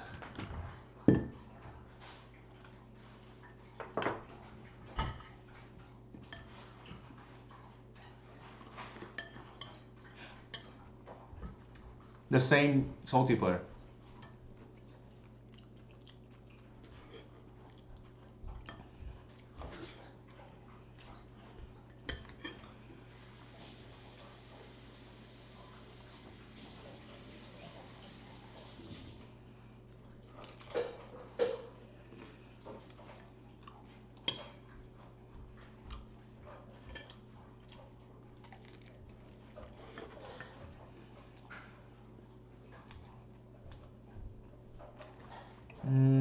I'll keep.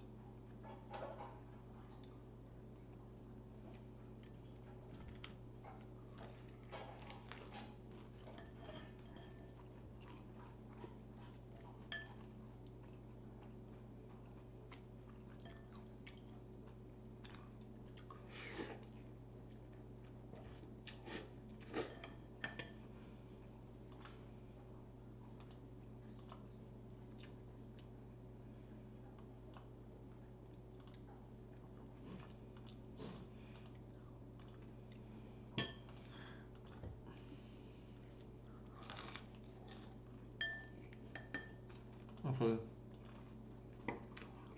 we want bluff endurance.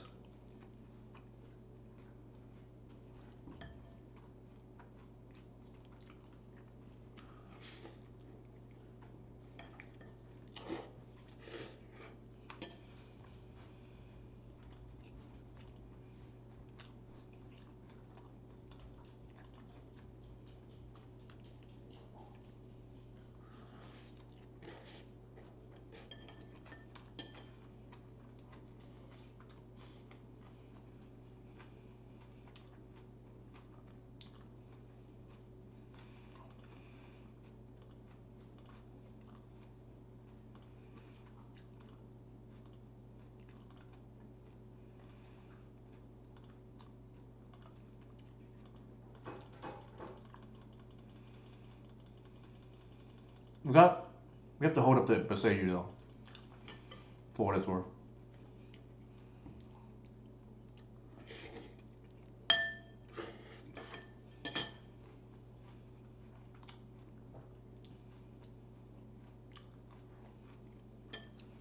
And then, yeah, if we win this, I'll open the chest.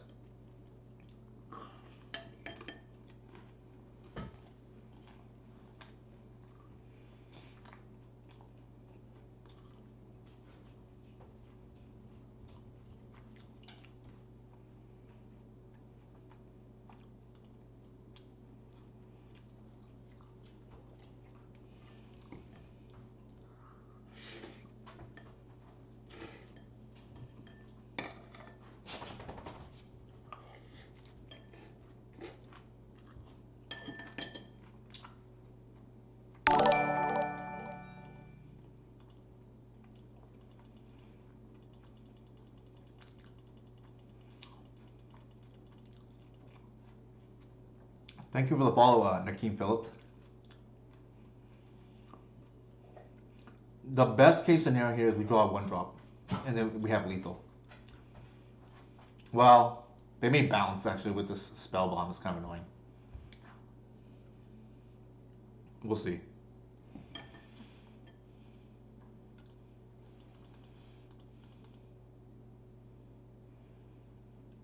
They just cast a chalice on 0. Interesting.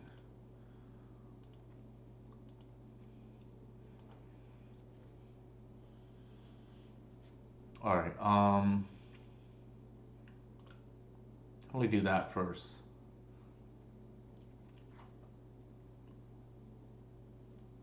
The problem with Hoof here is it requires 6 plus 3, and then we don't have lethal. So I'm just gonna bash with everything. Is there value in holding chests? Yeah, I think you can sell them. It's more consistent, right? Not cereal, Romario.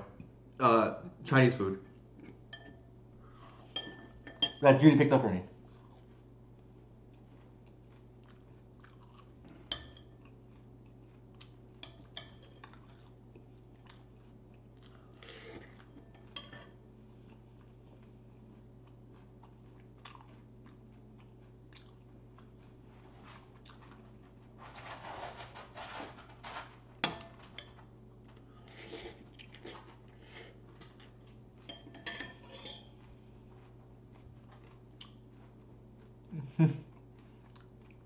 Yeah, you can sell them to bots. So Nakeem Phillips, that is just free tip right there for you.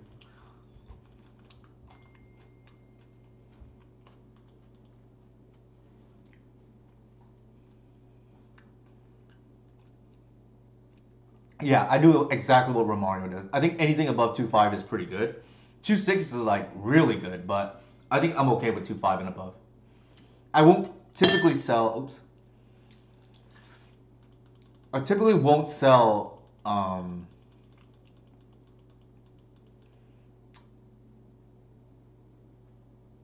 should have looked. I guess I didn't check with Go bots recently, but looks like yeah, it's like 2.6 ish right now. So it's pretty high actually right now. It's near the peak.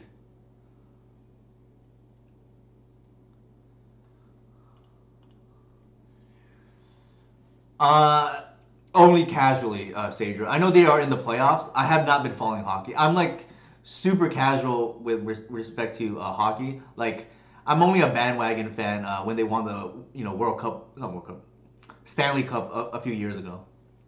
So yeah, if you want to chew me out for being a bandwagon, that's fine. I don't like follow it closely though.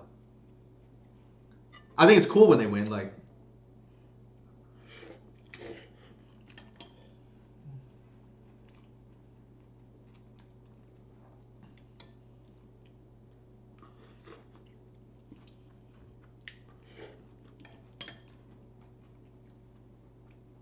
our opponent is definitely taking their time now.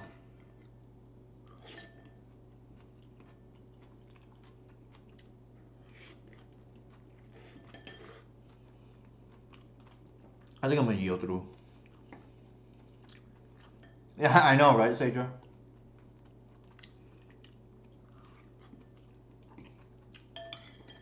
I think for me, the hierarchy of LA teams that I root for, it's like probably Clippers one, maybe Dodgers two, and then a distant third is probably like Rams.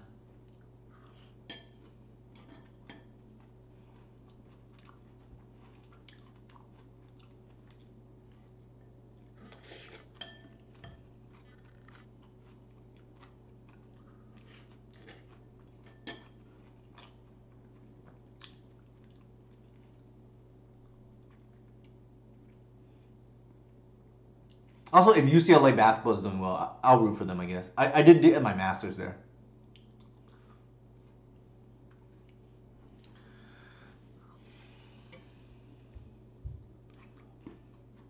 Our opponent really wants to win. I can see.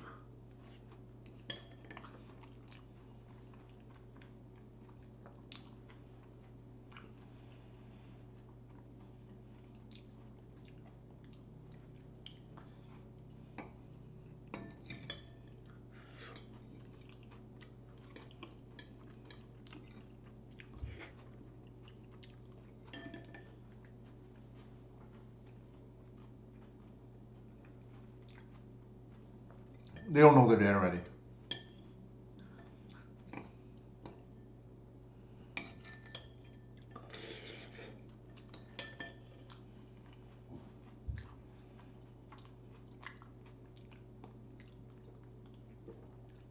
Let's see if they say we're lucky again.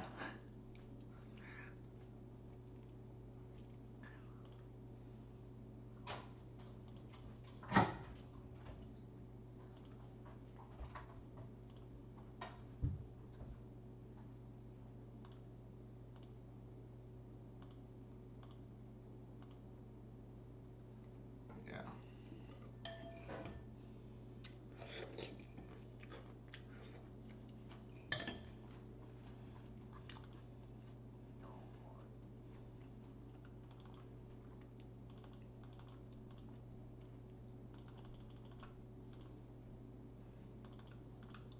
I think this is pretty reasonable how we boarded.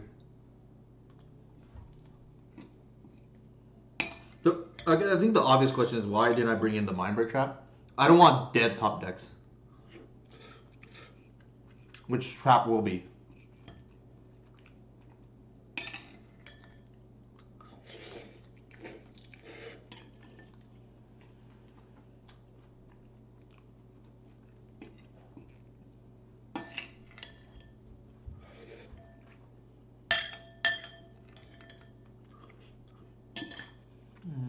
Got a mulligan that.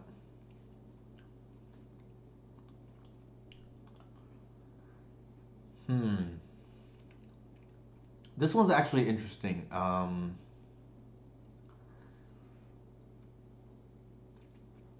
what to keep. I want to keep all seven, obviously, but maybe the snuff out is just a play here.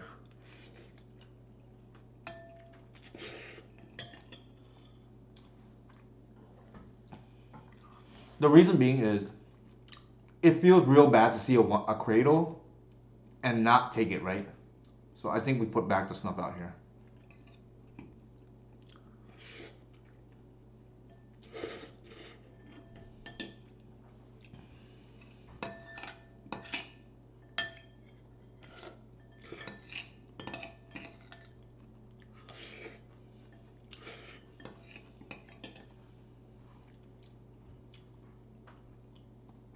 Our opponent is taking their sweet time though.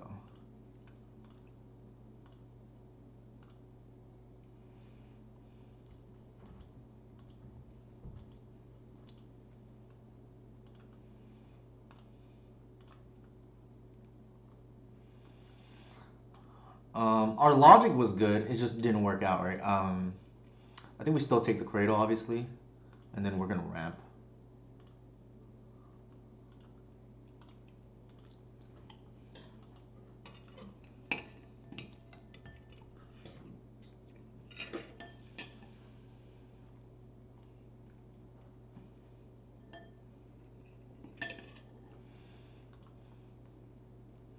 I know it's been mentioned, stable mana have all the black sideboard slots hurt that at all? Not really.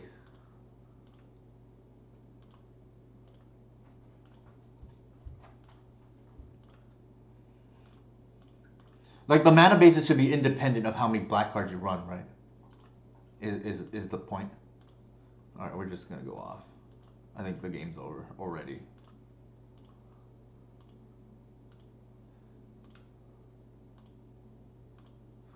Whew. Birch Lord doing work here.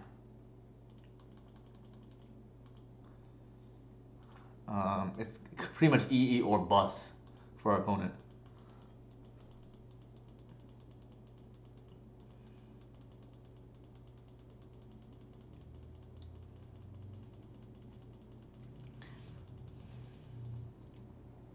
I think we can just yield too.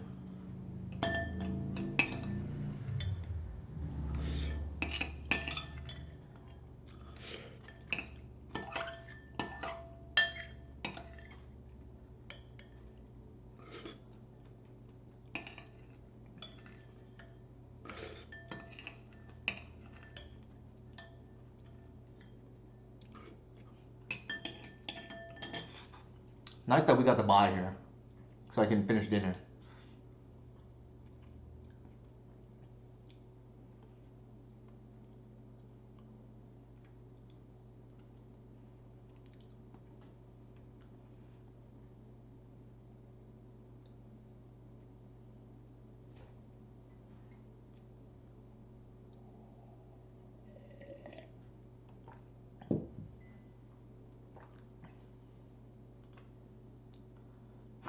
Okay.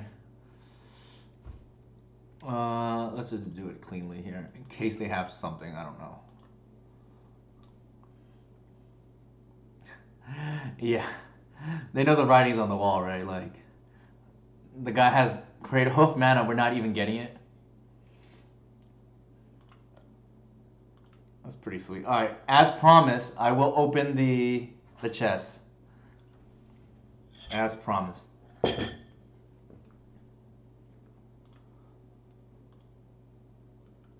Okay, before I do that, actually, I'll do that first, before I forget. We will open one chest.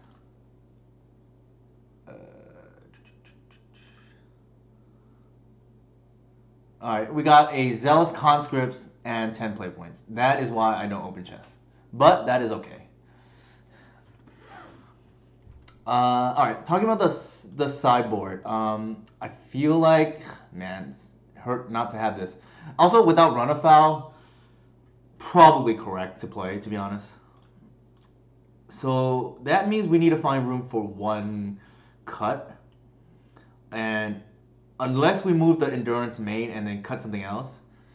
The Birch Lord there was pretty good. I think it's not unreasonable to trim a shepherd, which is what Jorg and Julian have both been doing. They've been playing the 3 shepherd list, which is something I played for a long time as well after Eternal Weekend, when I went up to 4 once upon a time. I think that is okay too, and then maybe we just run the. Oops, what am I doing? We can run a second potentially endurance main. I don't love it, to be honest, because I don't want to clutter up our main too much and then just like lose percentage points to random things. But it is like reasonable to try, I think. Let's see, 1, 2, 3, 4, 5, 6. 6 drops, maybe not. I think this is like pretty safe if we do it this way. And then what do we cut here? Oops, add 1. Honestly, this like we have too much graveyard hate sometimes. I feel because between Reclaimer and Endurance, and especially people will be playing around Endurance out of green decks already. Maybe this is the cut. Also, it doesn't scale well against the deck we're most afraid of, right? The Echo decks. So the Leyline was pretty relevant against the what is it called? Painter, right? But again, it's like awkward to draw. I think I like this better. I really hate this card, but maybe that can be the 7th discard. But this is like pretty reasonable otherwise. But we did have the pity chest, which is fine. 10 play points. All right, let me check if there is time for a 3rd league. We started really early today, and I will be right back. If I think there should be time for a 3rd league, but let me just double check and put this dinner away real quick. So I'll leave it here and come back in a minute or so.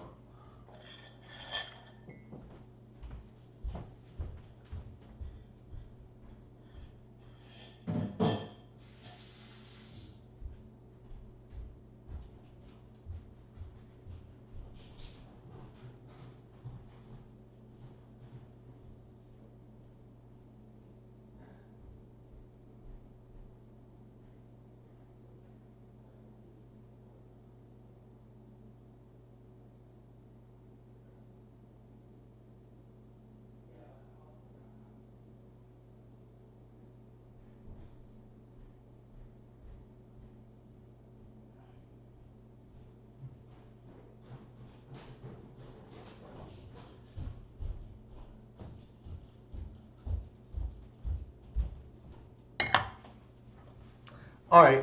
Good news, everyone. I will have time for the faded third league, right, in this this stream. So let's see. We have all right. We were deciding whether we could squeeze in, room in the sideboard, right?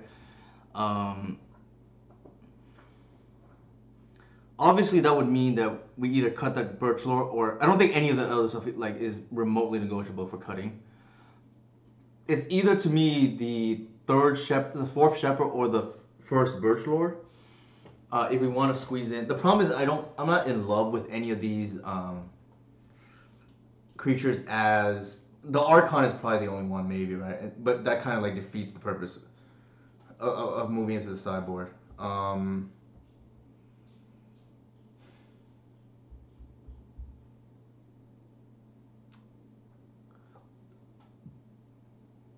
The other thing about moving let me see. If we move the Archon back into the main deck.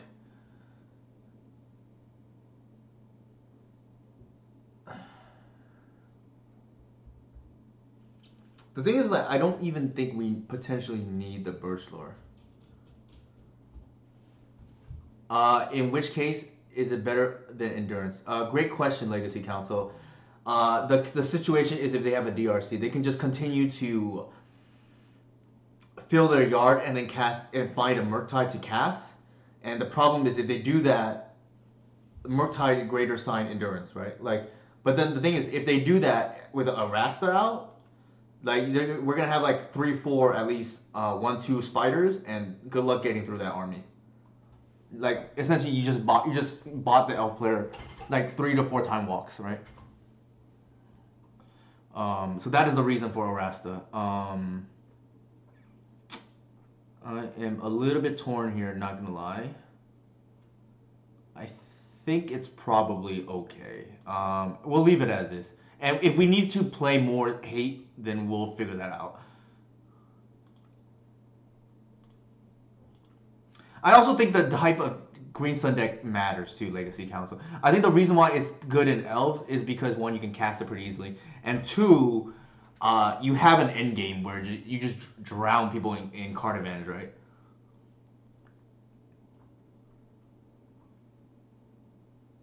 It's probably insane in any green sun deck if you just want to beat Delver, to be honest. But more so in L's because you have the mana to like speed it out, so to speak. I think we added the. I think we added the Krogus already. Yeah, this is like pretty reasonable. I think I'm too lazy to change this to the 7 discard right now, but something just to keep in mind, I guess. All right, we are playing against. We just played against this. Oh, it's the Pox player. Oh my god. I do not think we can keep this against the Pox player. It's a well. I think we need lands, and I think we put this back. Never mind. They're on burn now. I think against burn, probably still correct what we did. Oops.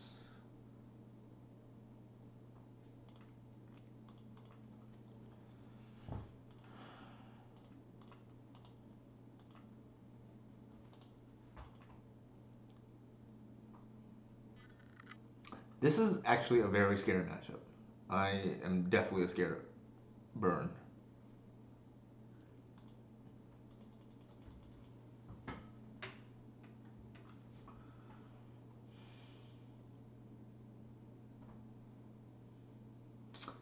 We did change a few things. One thing, high start. We added the Caracas for whatever that's worth.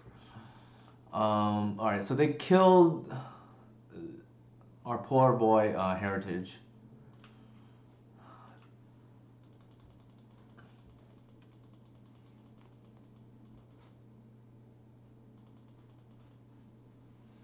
I think the line for us is okay. That stops that.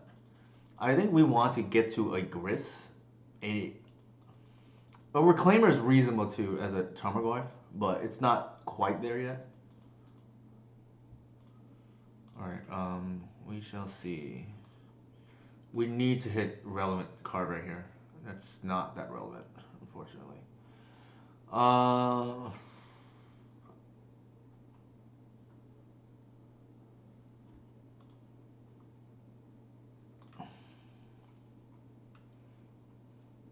I think we play the land and then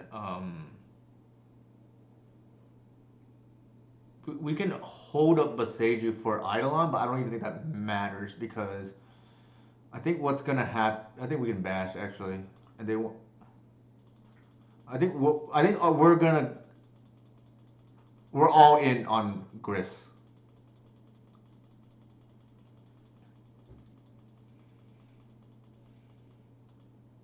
We are not blocking.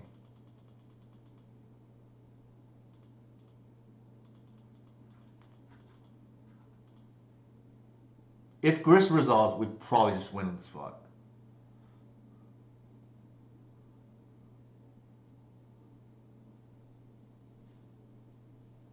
Sure.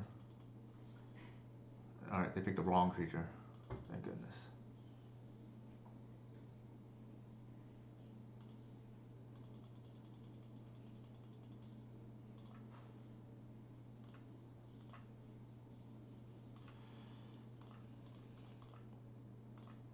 Oh, this is like insane. We need okay. The dream here is Gris into plus into Grow Reclaimer. Oh my god, we gotta live the dream.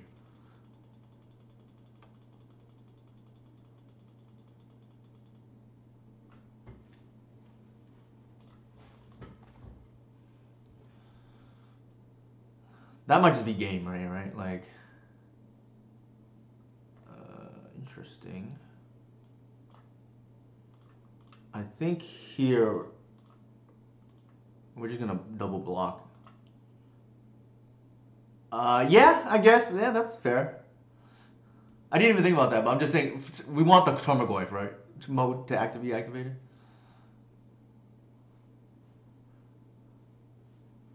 Speaking of the dream, for the first time recently, I flipped double Wirewoods. So I flipped three. I got 3 tokens. That only recently happened to me.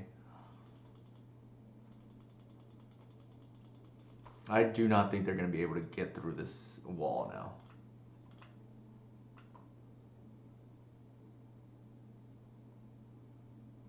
Notably, the Reclaimer here is also relevant because if we need to, we have to play around Parts of Progress.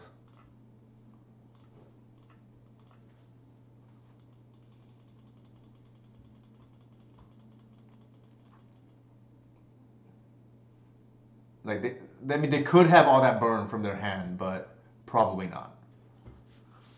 Not to mention, this is like a ticking time bomb too, right? It's gonna start dealing a lot of damage. All right, pretty cool. Snuff out, pretty awesome here. Archon, obviously very good. Collector Oof, not so much, and I don't think we want the Endurance. Endurance could be relevant just as a 3/4 body. I just think it's so low ceiling.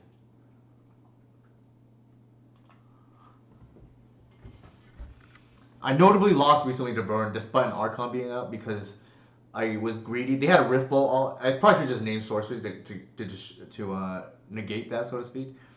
And they just like went Rift Ball, Chain Lightning, Lava Spike you, and I just like died out of nowhere.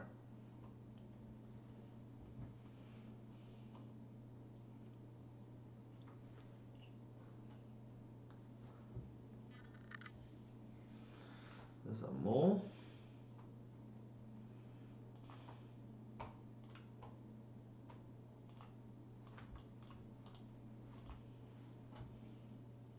Yeah, Insect into land would have been pretty sweet there, to be honest. Jason, as you said. Here, I think. Well, actually, I should have led with Heritage. Waste their mana. Mistake on my behalf.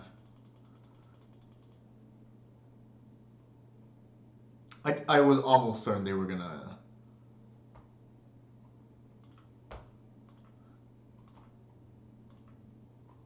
I was almost certain they were going to kill my thing there.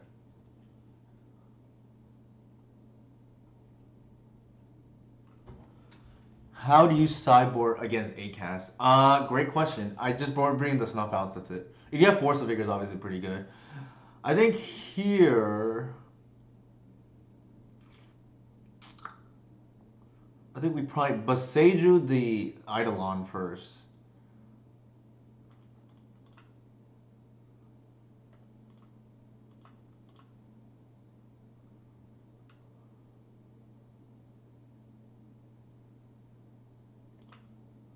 And then just like ramp again. I'm just trying to get to Archon as fast as possible. And I board out like Grist is not great. The Bog in my I used to keep in Bog for Emery, but I don't even think we need it.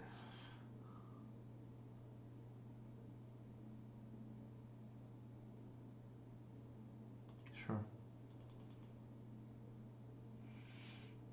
Interesting sequencing. I probably would have played something else before playing this, unless they don't have anything. They probably just messed up, to be honest. Bringing one endurance against them is relevant. It's not the end of the world. Yeah, that's not the 1R card that we're scared about, right?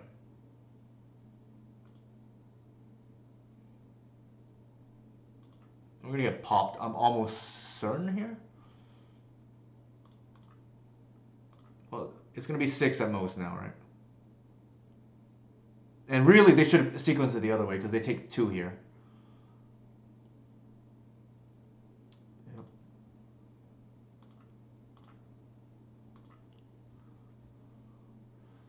There's really no need to play more creatures with a pillar out.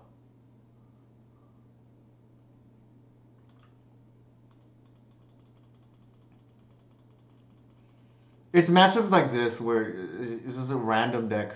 Natural order is just insane. Just 4 mana, I win, right? Like, obviously they can answer it, but that's a lot of resources just to answer the Eidolon. Sure.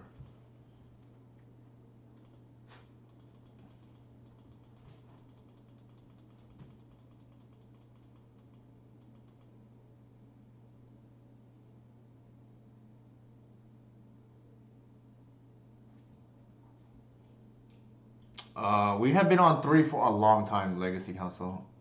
The reasoning is you do not want to draw 2. It's like, it's a disaster. Alright, time to move on from this matchup.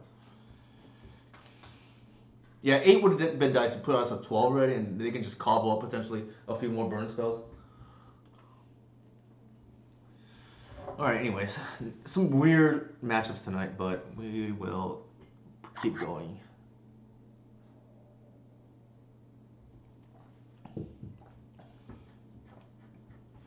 Why are you... So, Gray Fox, why are you cutting Natural Order, which is like one of the best cards in that matchup? Actually, Natural Order is just insane in pretty much every matchup besides Delver. So, and you don't want to draw 2 is the reason why I only played 3. Like, it's game losing to draw 2. Yeah, I bored out the... Grist doesn't do anything, Bog doesn't do anything. And then whatever doesn't do anything. Well, Endurance is somewhat relevant, but not great.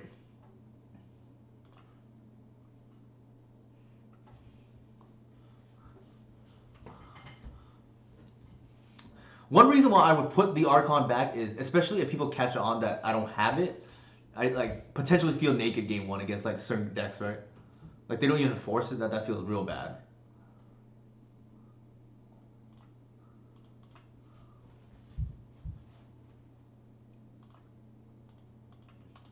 Good old boy, Reclaimer. I feel like this is a Delver player, but I could be wrong. Yep, looks like it is. That's not a bad draw.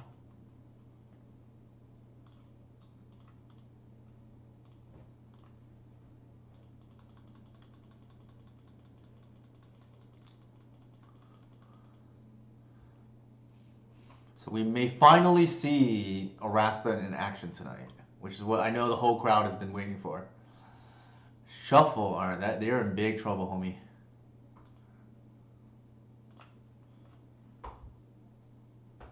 I think we do not get greedy here. Like, obviously, the greedy line here is you play your creature. You play your creatures and then they bolt you, right? Like, that feels really bad. I used to cut Grist, but surprise. Okay. Although, if they had it, you would think that they would kill the Reclaimer. That doesn't make any sense. I do not think we can afford to be greedy, though.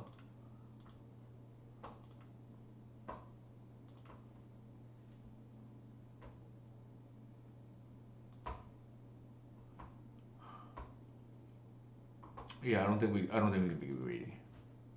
Actually, ugh, I missed that attack.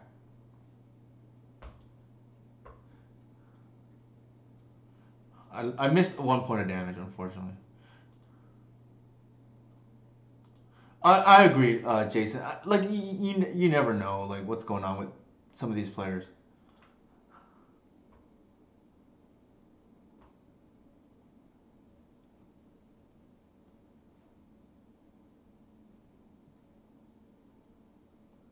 I am not the reason why I ooh they yep they I felt like they were gonna walk into that.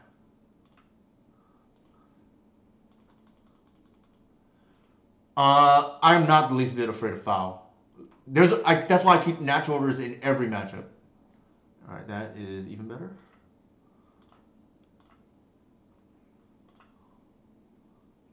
Yeah, it's just dead. You're just dead here, I guess.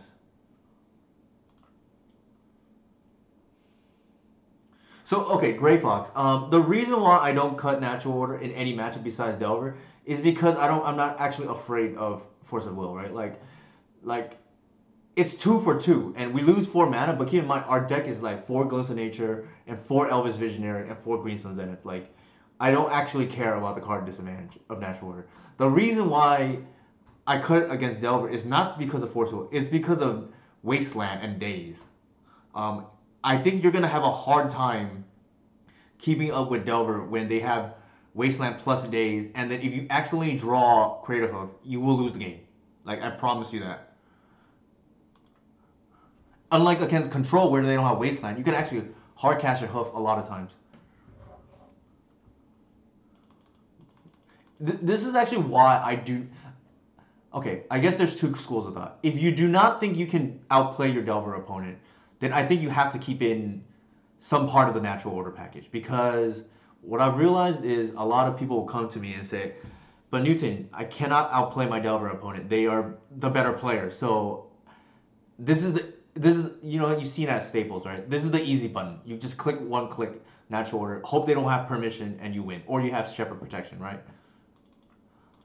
But I do think that's not it's not free though, because what ends up happening is you will sometimes draw your hoof or draw natural order early, and it's just gonna be really bad. So, but here's the moment everybody's been waiting for, right? I do agree with Jason in general though that probably would have been safe to just play our dudes there. It's like very strange sequencing for them not to play a threat, and I don't know. Maybe they just are new in this matchup or something. But if they had Bolt, they probably, I would assume, also kill. If they're heads up, they probably kill the Reclaimer. If they're not, they probably kill the Shepherd. But either way, they're killing one of those two things. Like, I don't think you can afford for the Reclaimer to untap there.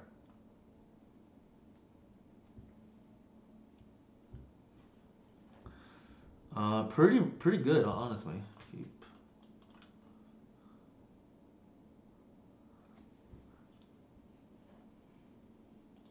This is the smoothest deck or version configuration we've probably ever had, with the move from Archon to the sideboard. Namely, this looks a lot like the Eternal Weekend list now. The difference is, or the main difference is, we've gone up a land for the Boseiju, right? And then we cut the ninth fetch for the second Boseiju. And then Archon is now replaced by. Archon made room for the second Boseiju, and then we cut a fetch for the Boseiju. For two Boseijus, right? Essentially. Comparing this to the Eternal Weekend list.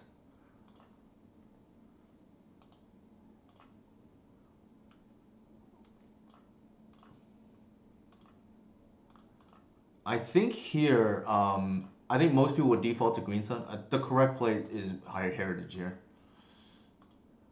We're gonna have to run ourselves into Blazing Volley potentially here, but I think that's the correct line given the endurance in hand. If they bolt the Druid, we're probably safe that they don't have Volley. Or I guess end the festivities, right? I'm a boomer.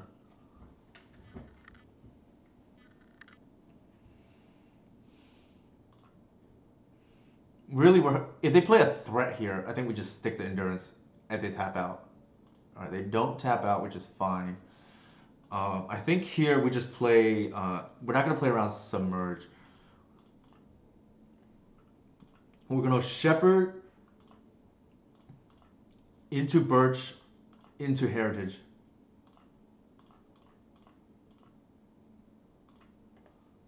If they stick a Murktide, we stick a Gris.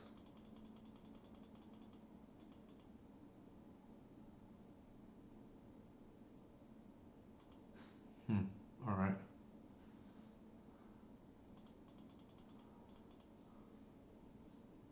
Thank you, Snapbolt Games, for the raid. Super appreciated.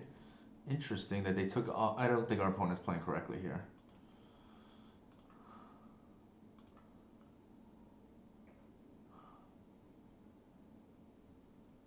All right. Let's see. We have 3 mana. We can't do everything we want. Well, you kind of played around Submerge. You fetched before playing. That's sort of. Yeah, sort of. Thank you for the raid, Snapbolt Games. Appreciate it. Man, the options here are countless, right? I think here we.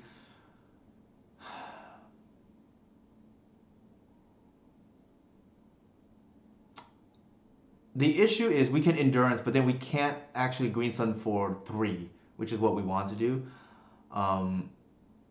There's an argument to be made to play the Shepherd first, in case they. I don't think we're gonna play around Submerge here.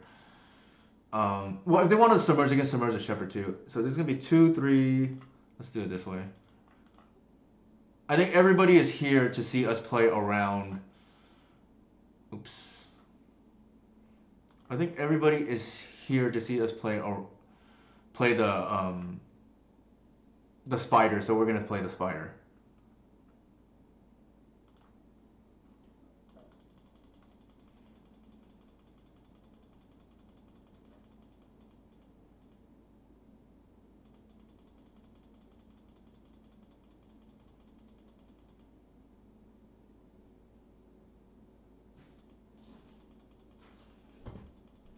Grist actually there is pretty good too.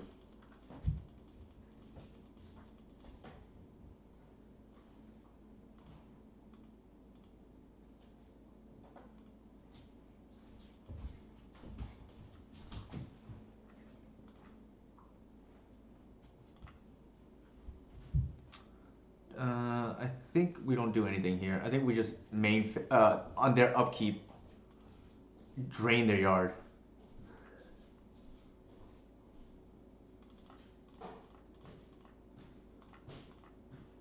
Also, not gonna fetch in case they submerge. That might just be game now.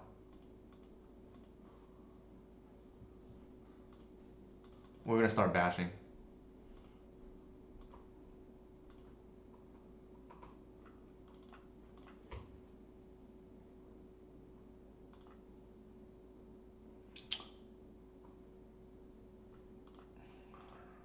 I mean, they have to start responding to us.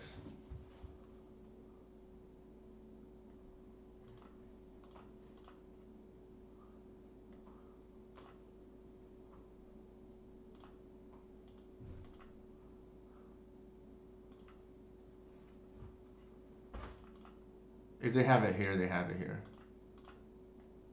I'm still gonna play the Visionary.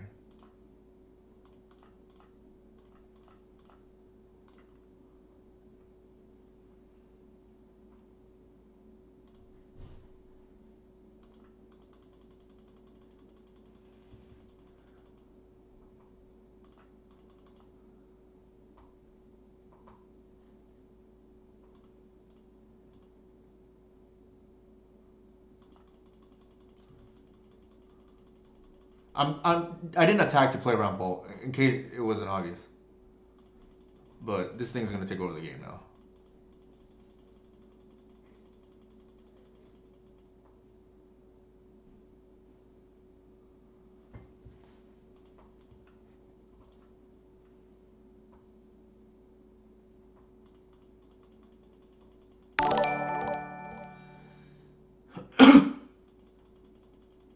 This is kind of bananas.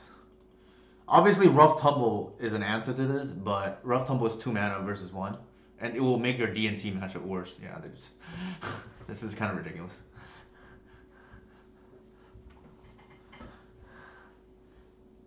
Thank you for the follow, RSN Ryan7.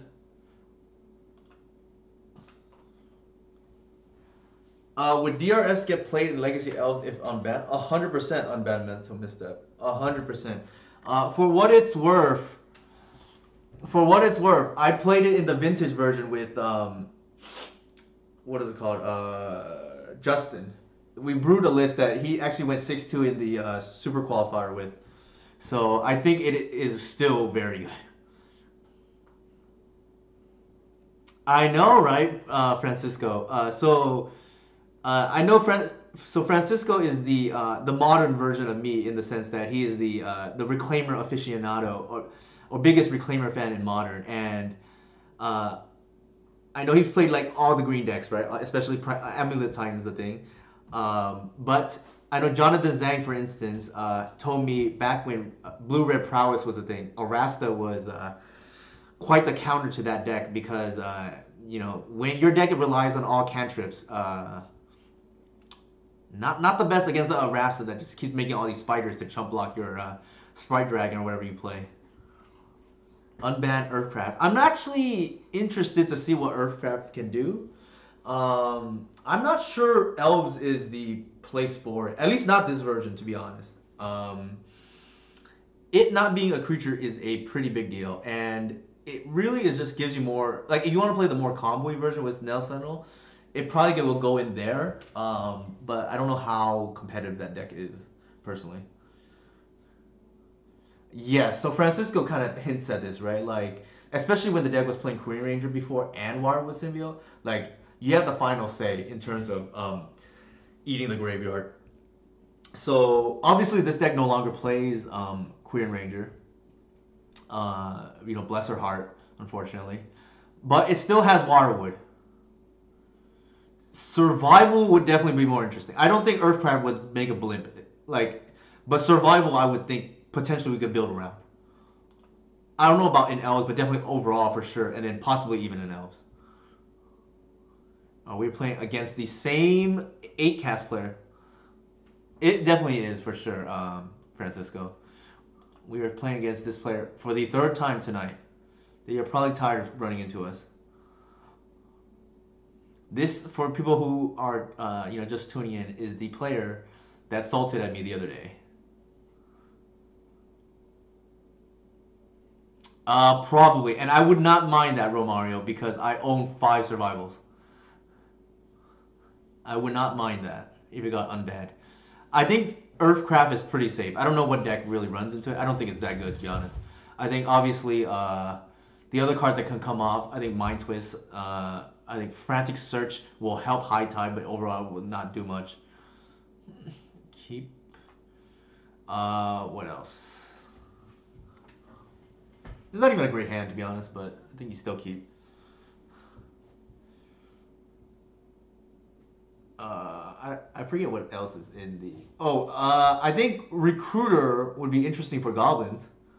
I don't know if it's too good or not, but like I think definitely that one's interesting. Goblin Recruiter.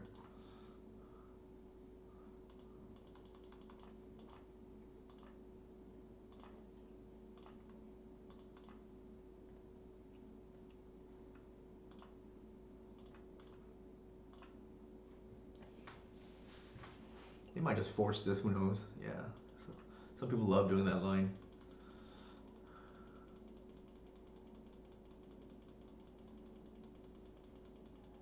That would be one reason not to run four shepherds. By the way, the people who get itchy and just force anything. I think we need to cycle the first one just to get going. All right, that's reasonable, I guess.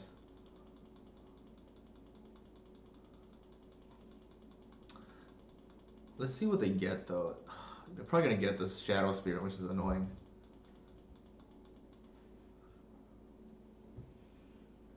I'm hoping they don't, because they're gonna equip right away. And we can't really stop that with a collective. Um,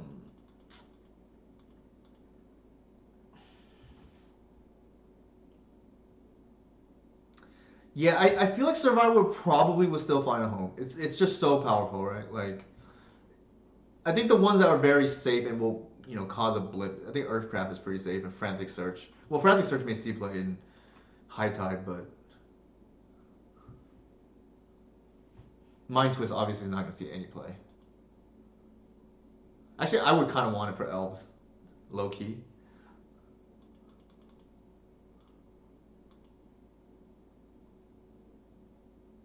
I think we might lose this game. This is the type of game we may lose.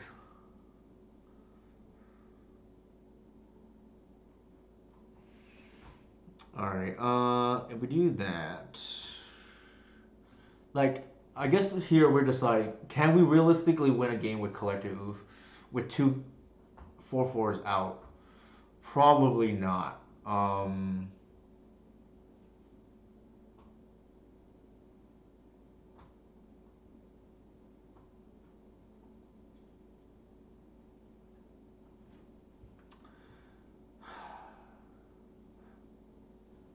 The problem is the Shadow Spear is going to be an issue. I think we have to do it now. Much as much as it pains me to Collective Oof them.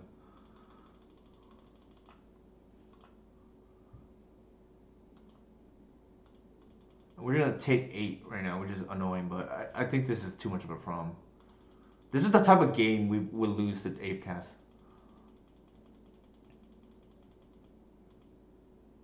I think they have Cannoneer. Maybe not.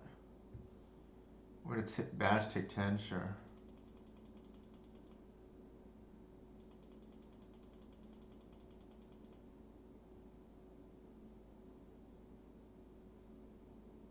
I think they were thinking about whether to bring us to to 2 or 3, I guess, by making a construct. Doesn't feel worth it to me, but I think what might happen. Well, if they had Cannoneer, I feel like they should have played at main phase, but who knows? All right, we have a chance, but not much.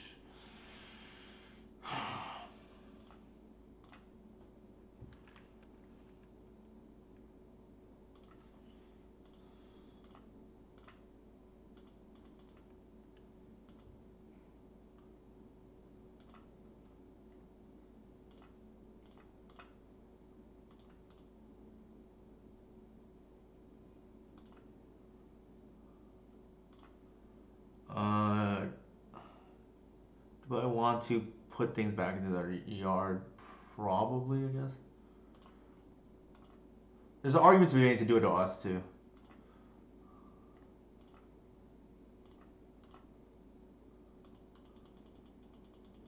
I think we probably lost. Like their hand was just really fast this game.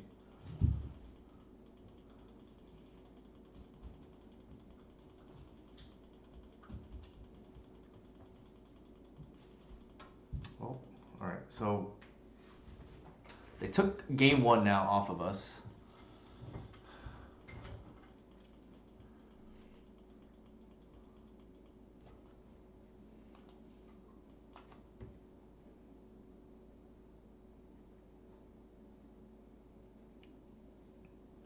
No margin for error now. That is how. Yeah, this is typically how a loss would look like against this deck. We're so far today 2-0 or 2-0 and 4-0 in games, but we did lose our first game now against them. Unfortunate. This matchup is not a bye, but close. But we're now down a game. Backs are against the wall. I think the Snuff Out is good. I think the Caracas is good. I don't think we want slower cards like that.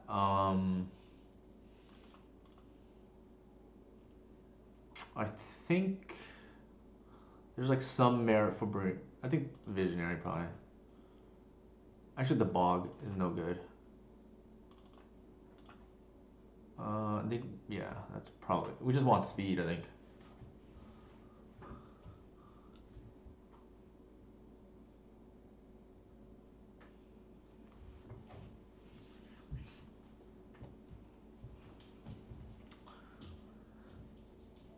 Would be a shame to lose here when we beat them the first 2 times already. But I guess maybe they're due, right?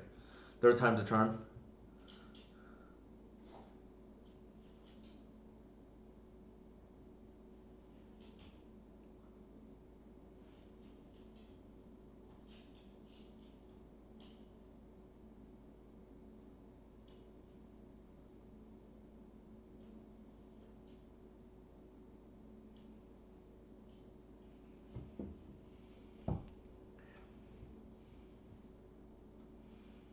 All right, we will see if we can win game 2 here.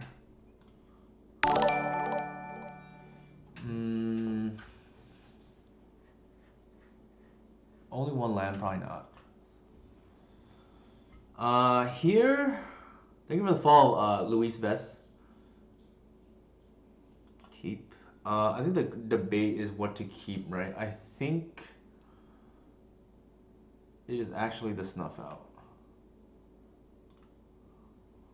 Like, I think everything else is like pretty important.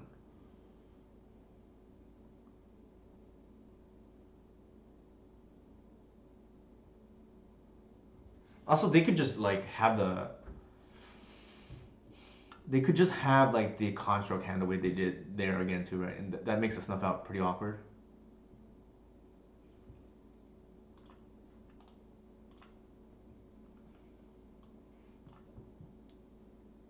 I think here, we don't want to see any of these cards again. At least not anytime soon. So I think we take the Bayou.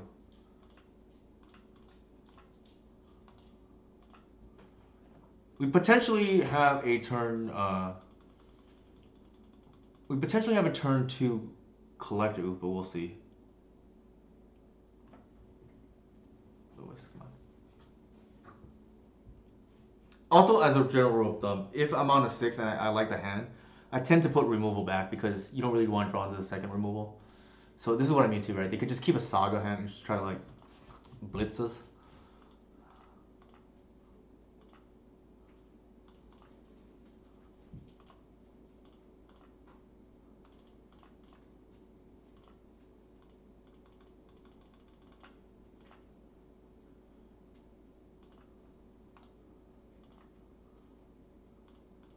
Quite the hand though. We'll see if they have the Ancient Tune to back up the Saga. Yeah, it looks like they do.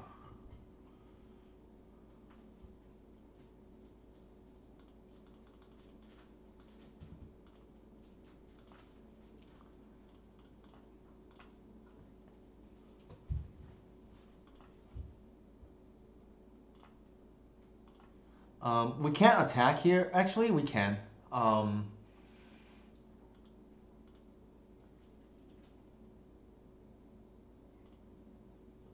they only have one artifact.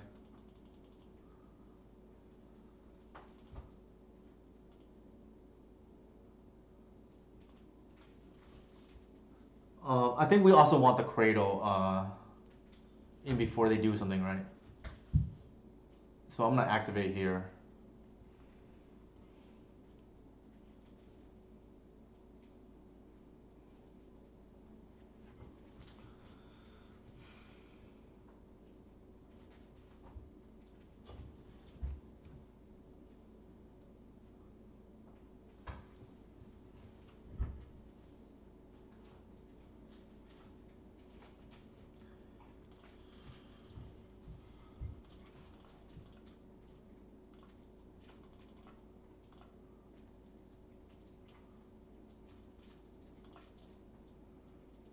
And then, I mean, they could name Needle, so I'm just gonna.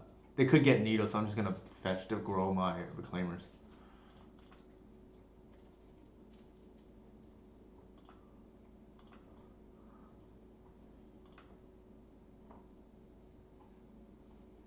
So they're gonna have 3/3 constructs now, which is fine.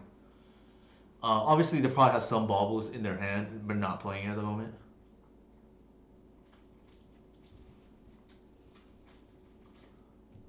If we draw any payoff now, I think we're in a pretty good spot. I think this hand is like one of the harder hands for us to beat. Like the aggro construct hands. If they needle Heath, isn't that a win? You can just rotate it away next turn. Uh, that's fair, Jason. That is fair. I didn't even think about that, but that is a good point.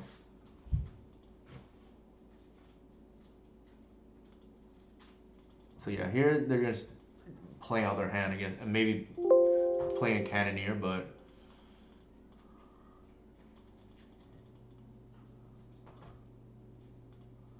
well, one thing it could do is like we don't have chump blocks next turn, right? The Arbor gives us a chump block next turn.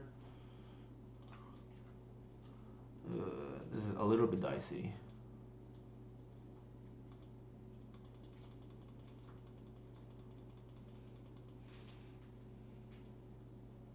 This is the type of hand we would lose. Mm.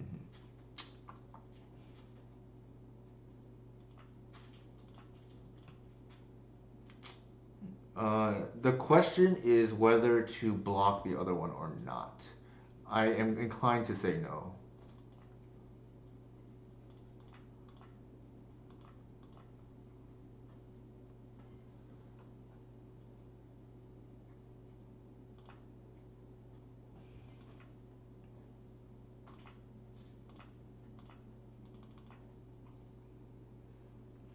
I don't think we want to thin. I want fetches, so I'm just gonna get that. That is a hell of a draw. It may get forced here though. Nope. Perfect. And absolutely insane draw, actually. Well, okay, even better, right?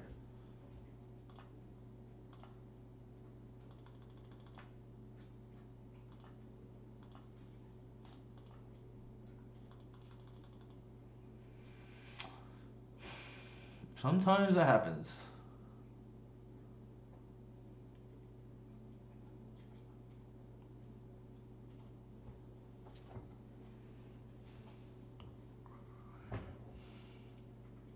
Yeah, actually, Jason, I think there's two things. Right? I think you have a point for sure. That's a win. I think I also want the arbor so I can actually pitch it away if need be. Right here, they are drawing their cards. Interesting. All right. What do we want to see here? The noticeably, I think the Birch Lord probably does matter in terms of like having the extra speed. The Caracas is a little bit shaky. I think. I think probably still worth it just to answer the Emery or Psy, right? Like just bounce it so they don't have great value. They have to spend mana. They're trading 3 mana in that case for 1.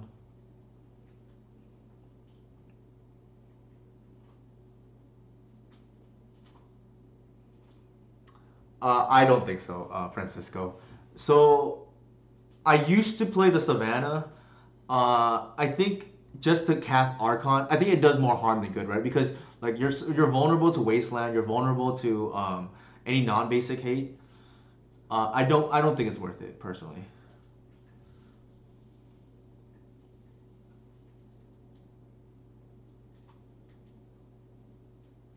Letting them Nito is only if they kill Oof, and I think you always just lose to that happening. Probably accurate. I think that's the case. I think this is not great, but I'm gonna have to keep. It's like loses potentially to Chalice. Well, we have the Green Sun, but like we'll see, right? We have like two kind of awkward hands or cards here. I don't think we can afford to mobile this though. Is the thing. This is like somewhat relevant against some cards. Yeah, this is like potentially very high impact. So we'll see. It also could just do nothing. Like it depends on their hand.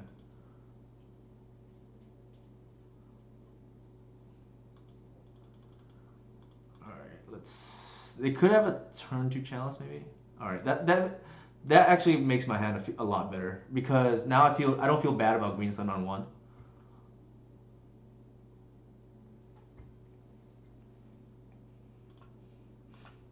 Something I want to point out from the previous game is like I know Korean Ranger is definitely a fan favorite, and there is questions why that card got removed. Um, I wrote this in my Patreon, but it's like open to the public. A quick primer on 2022 for the deck. The reason why Queen Ranger got removed was because what it does well is already covered by the rest of the deck. Namely, protecting your lands, Reclaimer does that, and hitting land drops, which once upon a time already helps with. Chalice? Yeah. Do you have mana to cast Archon if you got Caracas instead of Cradle last game? Um, I don't remember, but perhaps. I would have to check. I feel like we were a little short, but I don't remember. That is a hell of a draw.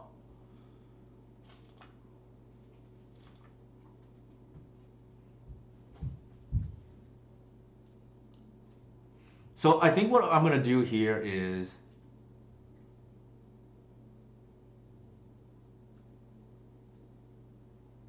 I think what I'm gonna do here is I'm gonna green sun for collector oof and then save the reclaimer in my hand so I can glimpse next turn. Our opening hand was a little sketch, but we drew very well. Did you have mana? Okay, I already answered that. Sure.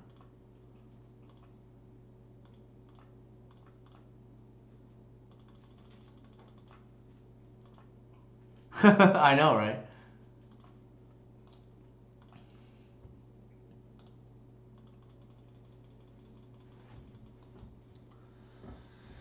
Obviously, they could have dismember, but I mean, they're only dismembering one, right? Like, it's gonna be the Shepherd, it's gonna be the Oath. They might just be stone cold dead too. All right, this card is a monster against them. Arguably, in some board states, even better than Archon. Archon is good if you're even or ahead. This thing is better if you're behind. Well, actually, I take that back. It really depends on the board state. All right, we're just gonna go off.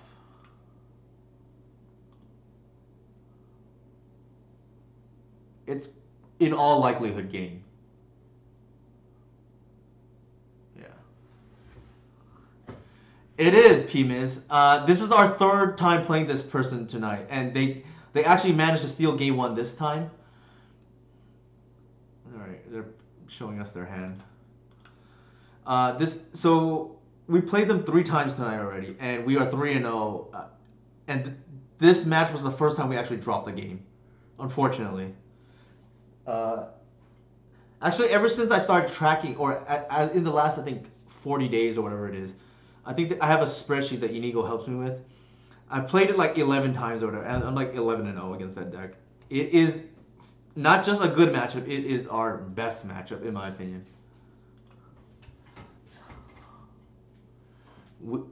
There you go, Francisco. This is a noted oops player, so I'm probably in trouble. Game one. I have to mull this anyways.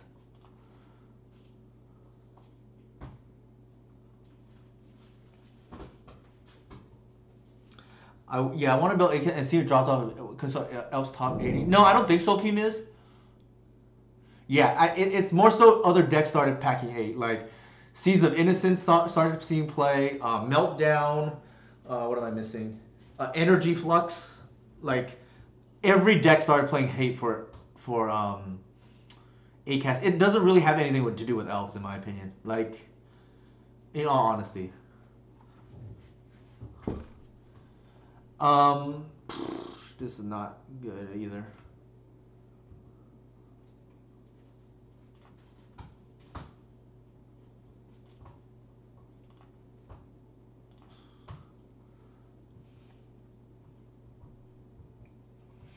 I'm pretty sure they are on oops and we're just dead, but I mean, it is what it is.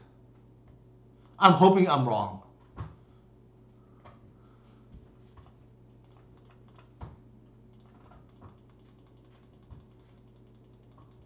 If they are on oops, I'm just hoping they mold to like a non-combo turn 1. Looks like that's the case. Wow. This is huge.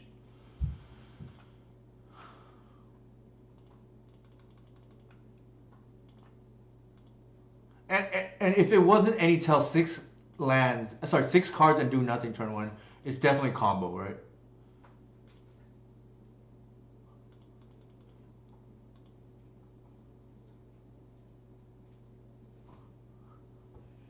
We're just holding up, reclaim the rest of the game.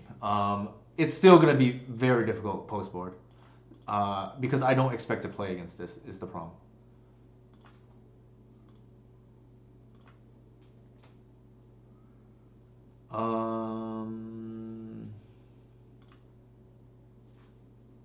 I think we can just go Reclaimer into Heritage, and then we have lethal next turn. Done.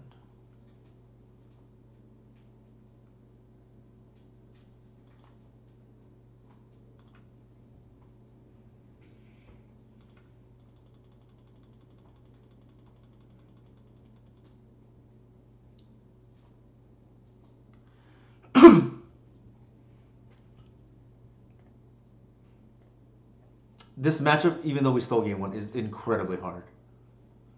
Because we just don't have the sideboard for it, right? Like we're not on ley line. They have their own ley line, right?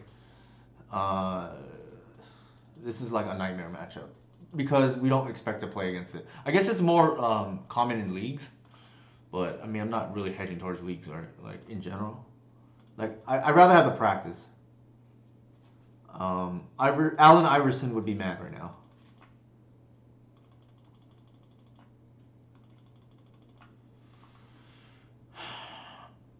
this is gonna be interesting to see how this plays out. Maybe we get lucky, the one trap right gets them. Otherwise, I think it is incredibly difficult, this matchup. Like, if we cared to hate them out, we would play Leyline, but I just think Leyline's like a waste of spots for our deck because we're gonna be on like, 3 to 4 endurances or something, and then. Although, like, maybe there's an argument to be made. We should just play the second endurance main, and it's perhaps fine. Hey Cloud, 01501. Spider's been insane against Delver. It won one match earlier today, or one game. And I played it last night, and it won 2 different games. I've cast it, or I've had it in play now 3 different games, and I've had, before I actually beat them with beatdown, all 3 of my opponents conceded. Actually, that's not true. One of them actually played it out, but I was just so far ahead. Interesting, Jax. Interesting. Yeah, I didn't think about that.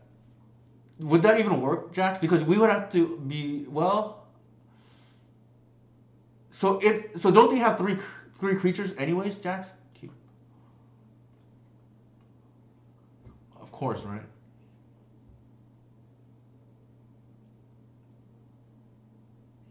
Also, I want to say the godfather of combo is in the house. My very good friend Jax.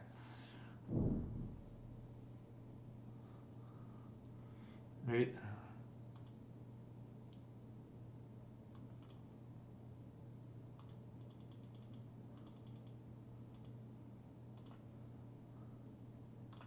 All right.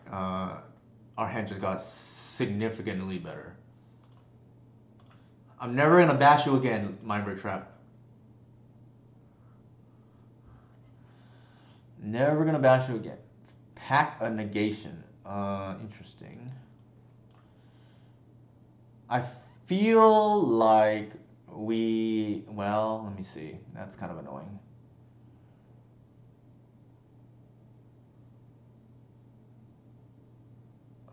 I think we take the land, but I don't know. Yeah, so I will defer to Jax on this. I'm pretty sure that's the correct play. Now they have 2 critical parts they need to hit, right? And we can still take pack if need be later on. So our mind break tracks is on. Alright. I'm gonna rip apart your hand. I think it's the ritual here, right, Jax? Yeah.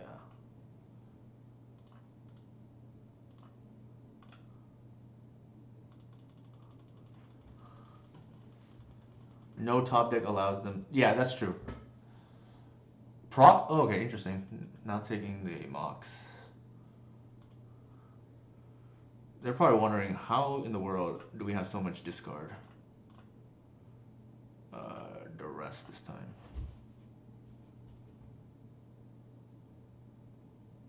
I'll take the mocks now.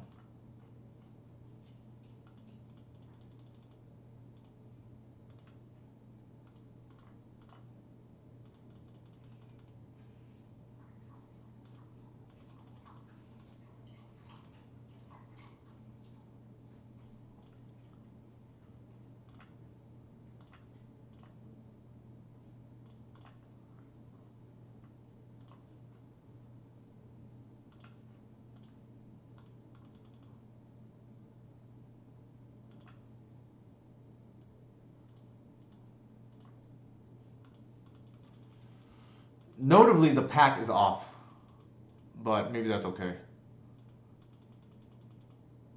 We're like fairly close to.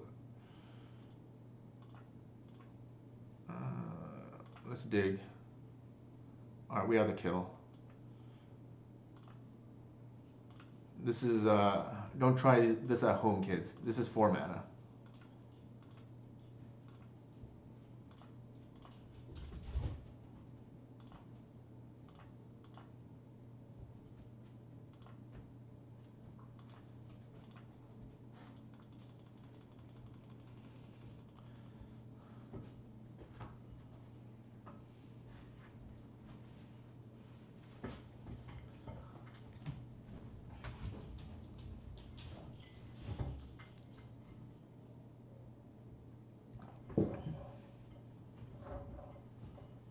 Can they actually beat this card?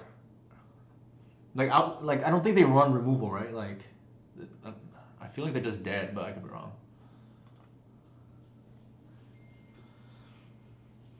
Uh, I don't even know if that's the case, right? How do they dread? I guess they put the Oracle back in. Yeah, I guess that's the thing. That's good. I mean, that's pretty neat, I guess. Oh, we are on the verge of here something very cool. I'm gonna take a quick restroom break and come back to see if we can complete this.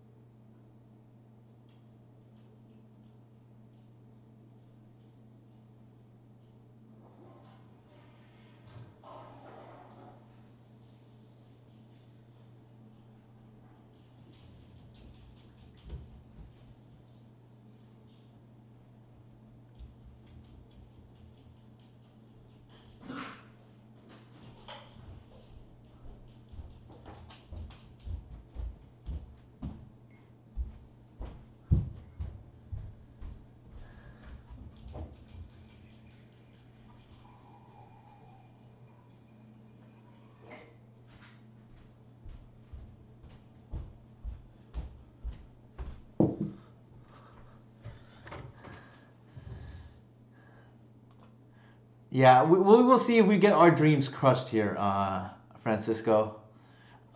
We are on the verge of the 5-0. Pretty nice recovery, I would say. Considering the previous league started out pretty rough. I think we were like 1-2 at one point. Um, I think this is our Notably, we started earlier tonight, so we got a chance to squeeze in the legendary or the mythical 3 league stream. So we went 3-2, 3-2, and then TBD here, right? Notably, we made changes in between. I think the first league we lost a painter and TES, and notably we made the change for this league to add the Caracas, which actually hurt us because we had to cut the ley line, ironically. But I think this is ultimately correct, given that we have no outs to Merit Lage otherwise. I think making Reclaimer an out to Merit Lage is probably correct.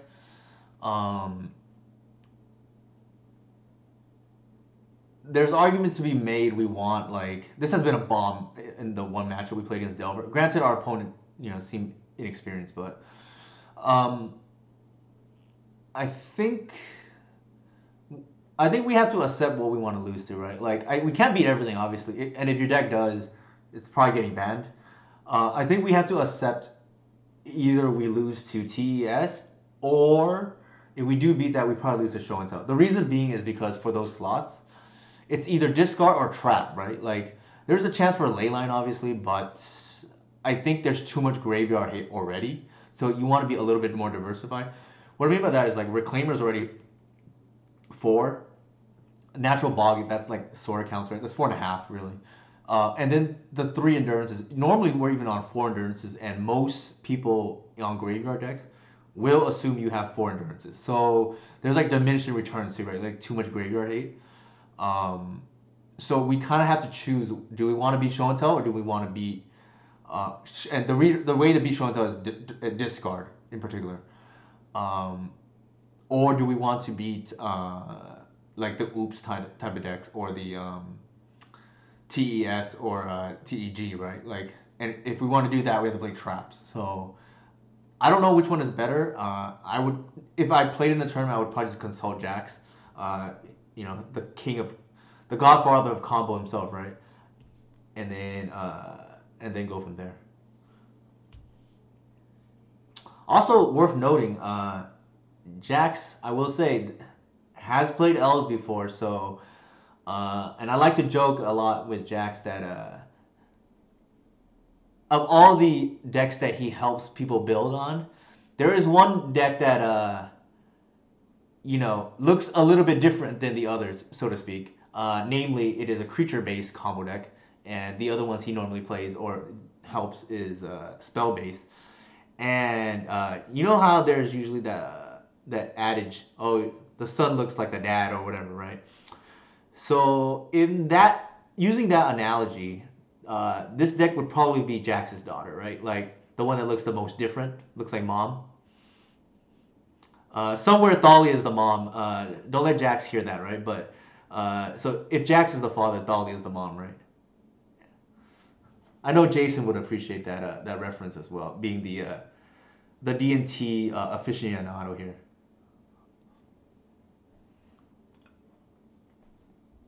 Or Death Right. You can use Death Right as the mom.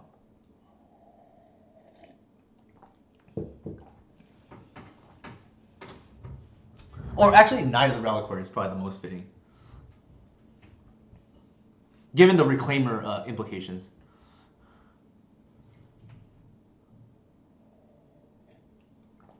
That's a long queue.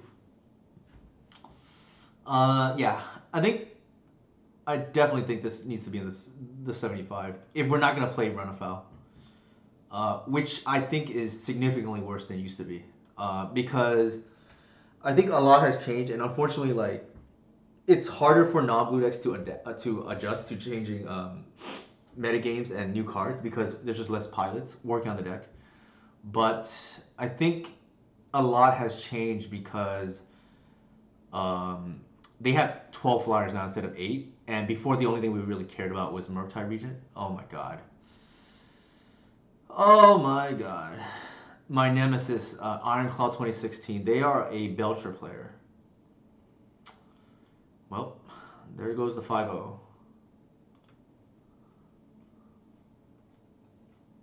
Hopefully they're just not on Belcher, but we're probably just dead.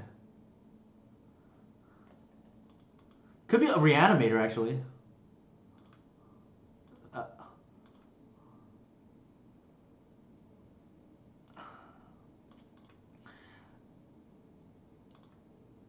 We're an underdog, regardless of what they play, though. Like, little known secret. I think this is actually the first time I played against Ironclaw 2016 on stream. Uh, yeah, I think this is the first time I played against Ironclaw 2016 on stream. But low key, I have lost more 5-0s to this player than any other player. Oh, they are on Pox potentially? I think they are. Oh, yeah, maybe. Well, they don't play Wasteland, do they, Jax? I don't think they do, but I think this is Pox. Okay, so obviously they know we're on L's because the Blind Wirewood name, right? Of course.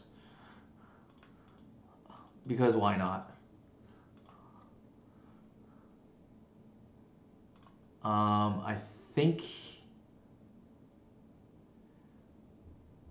here we just play as many creatures as we can, in case they do something crazy like Lily on us.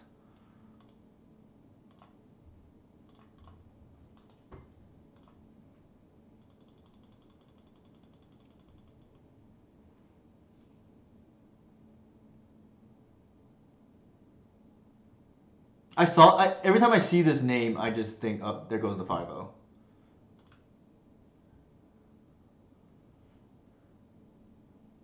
They probably take that Visionary, right? I'm assuming they're on Pox. I'm afraid of like Dark Ritual into something like, I don't know. Interesting that they took the Collective though. That actually scares me.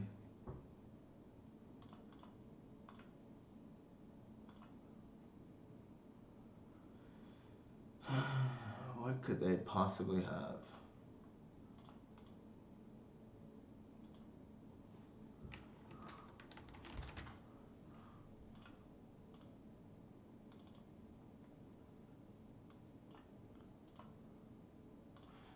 Actually, maybe it's because they have Warwood named. That's actually, now that I think about it, that's probably it.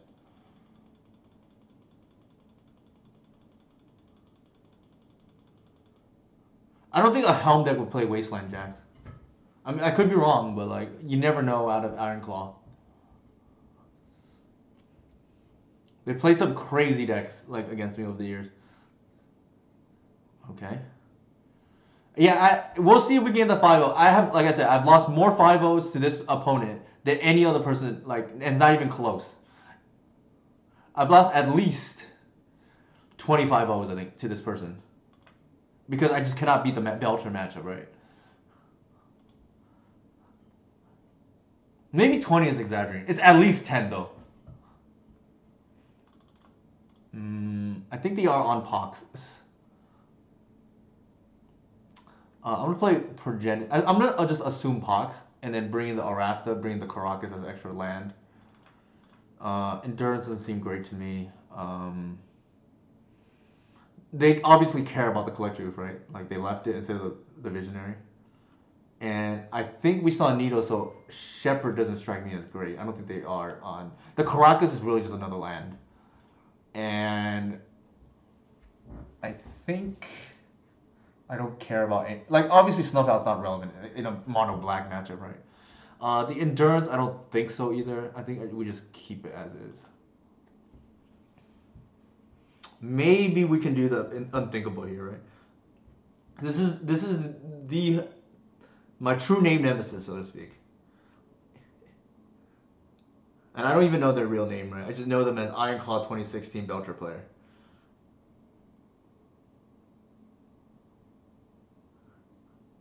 You know it's bad when you know you're down bad when you know the exact username of a Belcher player.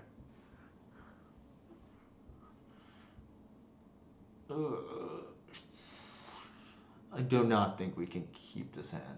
Well, if we hit lands within the first two, then it becomes quite good. Uh, they have C's though, for whatever that's worth. The problem is even we hit lands, like what are we natural ordering into? Like I guess we can hit hoof, but like the Progenitus is in our hand already.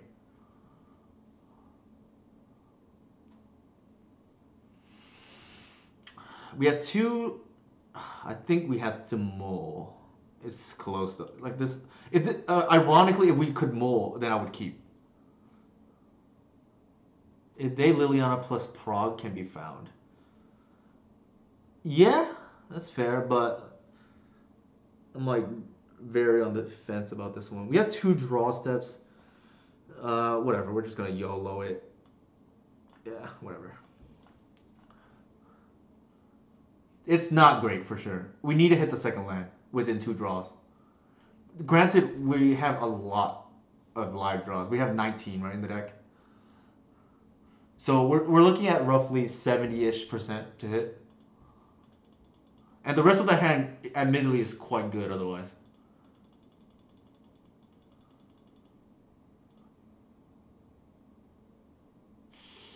Alright, we are further away.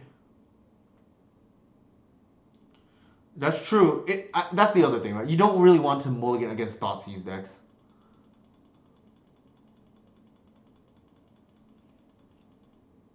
Maybe the him the Prague way. That'd be funny. Oh, what is going on?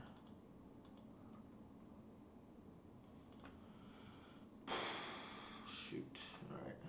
All right. Punish now. Yeah, this is why I didn't really want to keep this hand. This could happen.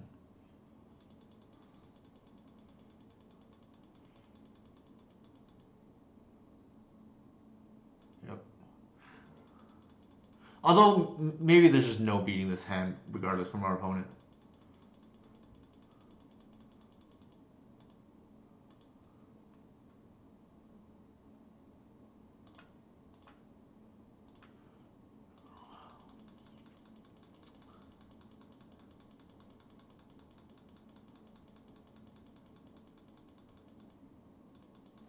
Let's see what they.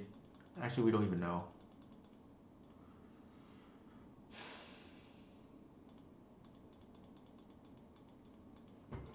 Yeah, I think in hindsight, I probably should have mulled that hand. Like it was. I'm not even.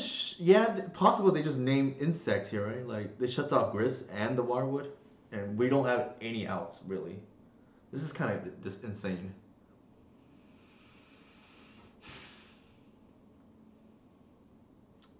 On the bright side, we probably lose regardless.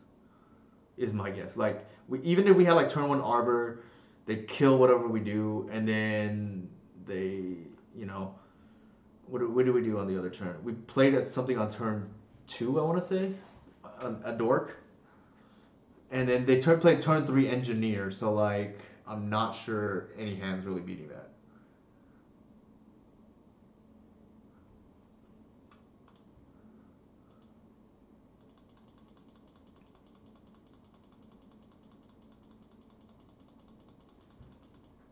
What was Iron Claw's record? 0-0.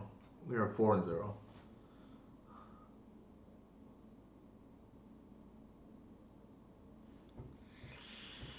Oh my god, this is not what I want to see. I, I would guess they named insect, right? Yeah, yeah. I do not think we were beating this regardless. Is the bright side. This is kind of insane. Like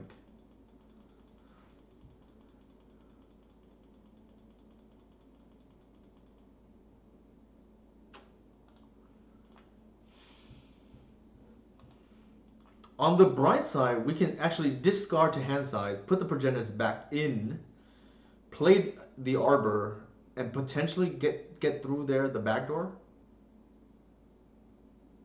It's a lot of ifs though. And that's all off if they get caged here, right? Curse scroll. Okay, that's reasonable.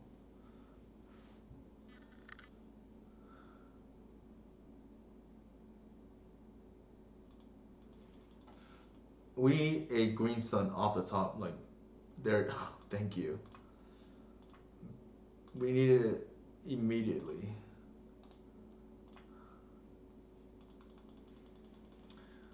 Hmm.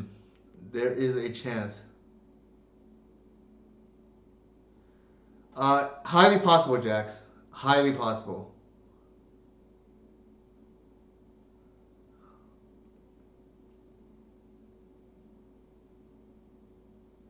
For what it's worth, okay, we're dead. For what it's worth, Jax, I actually and Jax actually I think agrees. This version is actually very resilient against most hate. It's just like it's just like mid range. Now we're probably just dead, like Jason mentioned, to just beats, right? Yeah, there's no out now.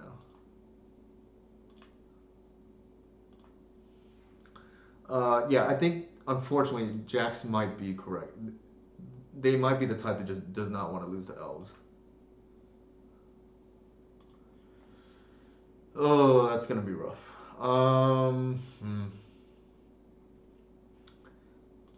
I think we have to change how we board here and bring in the mid-range plan.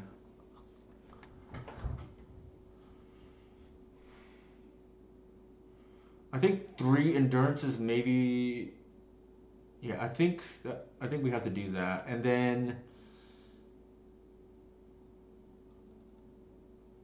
All right, how do we want to do this? I think that's probably too much.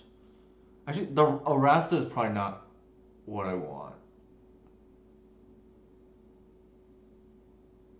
Yeah, I don't. That's tough. Do I want? I want the extra land. I think. Well, we have the Caracas. Actually, let's do this.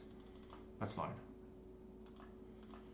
The game plan is to get to turn four. I don't think so, Jason. I think we open ourselves up to waste. I think we just want to race. I do not think we can keep that. This is like more reasonable.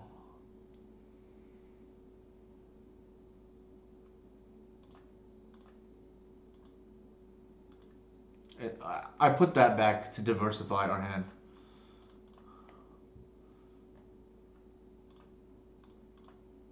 Obviously, we get a little bit punished if they have a removal spell, and then we can't play two things.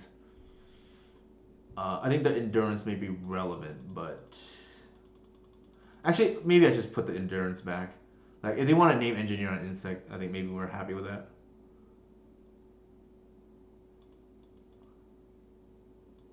Uh oh.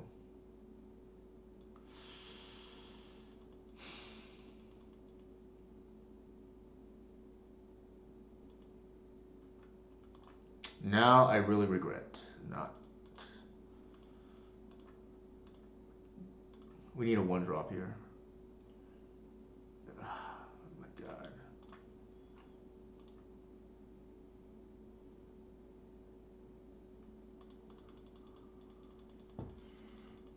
Oh my god. That mistake probably cost us the 5-0 right now.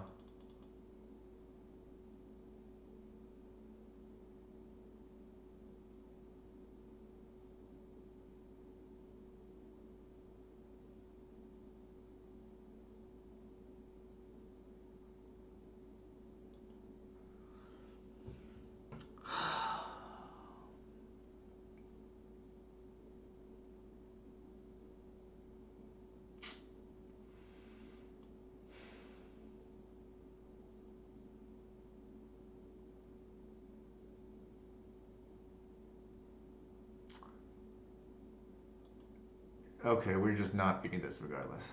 Oh my god.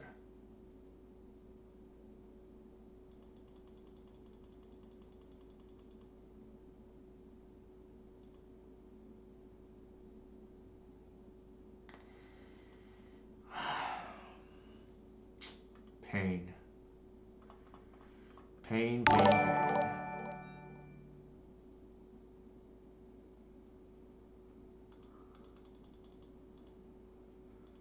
We cannot beat Dark Ritual starts, unfortunately.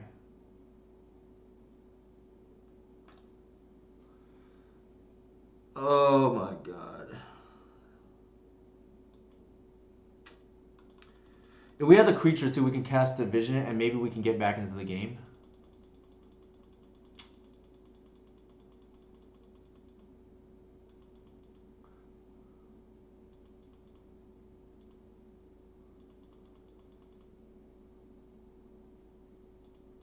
No, actually, we could have beat it, right? Like, we could have just played the.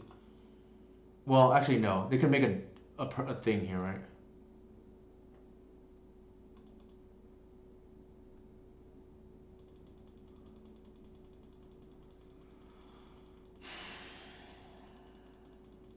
Oh my god.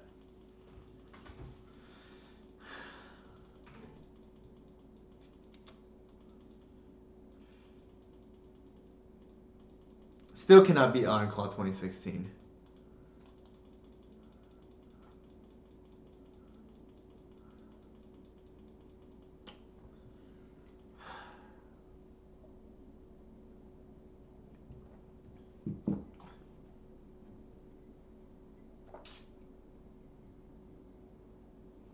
So what? So if I had done it right, and did it too quickly, I should have just kept the one drop. I would have had a one drop here. Bash on turn two. Wait.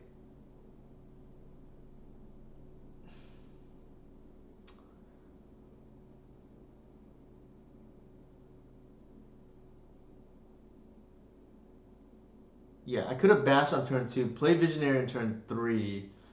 So Liliana would be at two, and then they have constructs here. It's not even possible still, right? Like we still lose.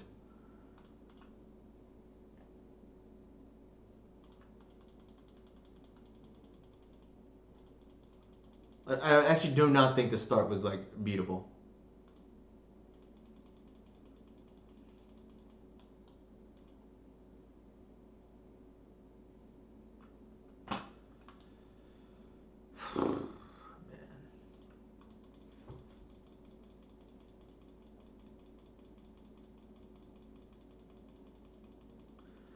Man. This is pretty frustrating, not gonna lie.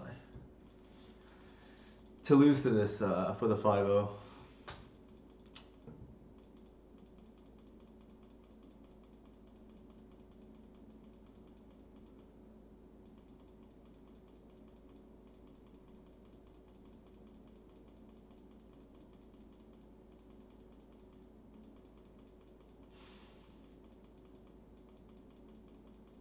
I don't think actually the way this played out and the way game two played, I don't think either post board game would have been possible to win.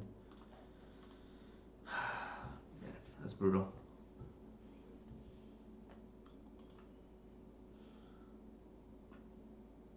All right. The good thing is you don't really expect to play against that under most circumstances. I just unfortunately we got paired into the one. Well, actually, to be fair, I do pair it into Iron Claw a lot because I think they just play when I do. So I do lose a lot of 5-0s to them. Normally on Belcher, but right now I guess to Pox or equivalent, I guess. I think the list was like overall pretty fine. I don't just nothing we could have done really that those two games that we lost post board. Uh, I think the trap was like interesting. It wanted us, against the Oops matchup. So maybe we can count our blessings. Excuse me there. The rest of the sideboard I think felt pretty good. I think the Caracas we didn't have in the earlier league, and definitely if we're not running run afoul, probably will need it, right? Like just as an out to Mirror League, especially given that we have 4 Reclaimers and 3 to 4 once upon a time. The Spider was impressive in the one Delver matchup we played, but our opponent just didn't seem like they were on the same page, so there's an asterisk potentially. But the rest I think is like pretty fine. I think the sideboard kind of builds itself. The exception is obviously do we want the trap or do we want the 7 discard? We just accept to losing potentially to the turn 1 decks. It depends if we want to beat Show and Tell or Reanimator. All right, let's see who is streaming right now.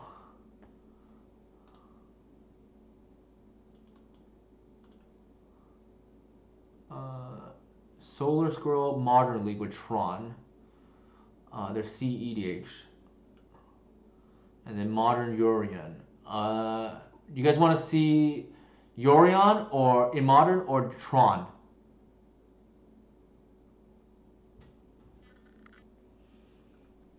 I guess if there's no consensus either way. If anybody has questions, first of all, actually, I think it would have been nice to get that 5-0 here, but unfortunately, what just happened right now, losing to Iron Claw. But if there are no recommendations, I guess we can go ahead and raid. What's it called the Tron player, the Solar Squirrel. Thank you for the follow, Absolute Poner. Actually, I'll post my social media accounts here again. If for anybody who wants to give me a Amazon subscription, that'd be awesome. But if not, then here we go to the Solar Squirrel. Thank you for joining me tonight. It's too bad we couldn't get the 5-0 on the last match, but sometimes that happens.